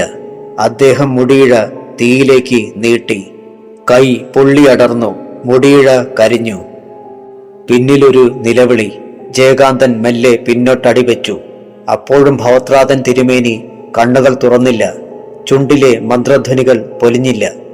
അദ്ദേഹത്തിന്റെ കഴുത്തിൽ നിന്ന് ചോര ധാരയായി ഒഴുകിക്കൊണ്ടിരുന്നു. അപ്പോഴും ഭവത്രാതൻ തിരുമേനി നിലവിളിച്ചില്ല. ഭാസുരചന്ദ്രൻ പേടിയോടെ വിളിച്ചു, തിരുമേനി, തിരുമേനി. ഭവത്രാതൻ തിരുമേനി അത് കേട്ടില്ല. അദ്ദേഹം മെല്ലെ മുന്നോട്ട് ചാഞ്ഞു. പിന്നെ ബലിക്കല്ലിലേക്ക് കുഴഞ്ഞു വീണു. തിരുമേനി. ഇടനഞ്ചു പൊട്ടി ഭാസുരചന്ദ്രൻ നിലവിളിച്ചു. കാറ്റ് ഹുങ്കാരത്തോടെ പുളഞ്ഞു. തീജ്വാലകൾ പിടഞ്ഞു. ഭാസുരചന്ദ്രന്റെ കാൽച്ചുവട്ടിൽ ഭൂമി പിളർന്നു. അയാൾ മുന്നോട്ട് ചാഞ്ഞു. ആരോ പൊക്കിയെടുത്തതുപോലെ ഭാസുരചന്ദ്രൻ മേലേക്കുയർന്നു. കാറ്റിന്റെ കൈകൾ അയാളെ അമാനമാടി. ഭാസുരചന്ദ്രൻ നിലവിളിച്ചുകൊണ്ട് പറഞ്ഞു, ജയകാന്ത, ഇനിയിവിടെ നിൽക്കണ്ട, വേഗം രക്ഷപ്പെട്ടോ. ജയകാന്തൻ വിവശനായി വിളിച്ചു, ഭാസുര. ഭാസുരചന്ദ്രന്റെ ശബ്ദമിടറി, മറന്നേക്കൂ, മോഹിനിയോടൊപ്പം എന്നെയും മറന്നേക്കൂ ഭാസുര. ജയകാന്തൻ വിങ്ങിപ്പൊട്ടി.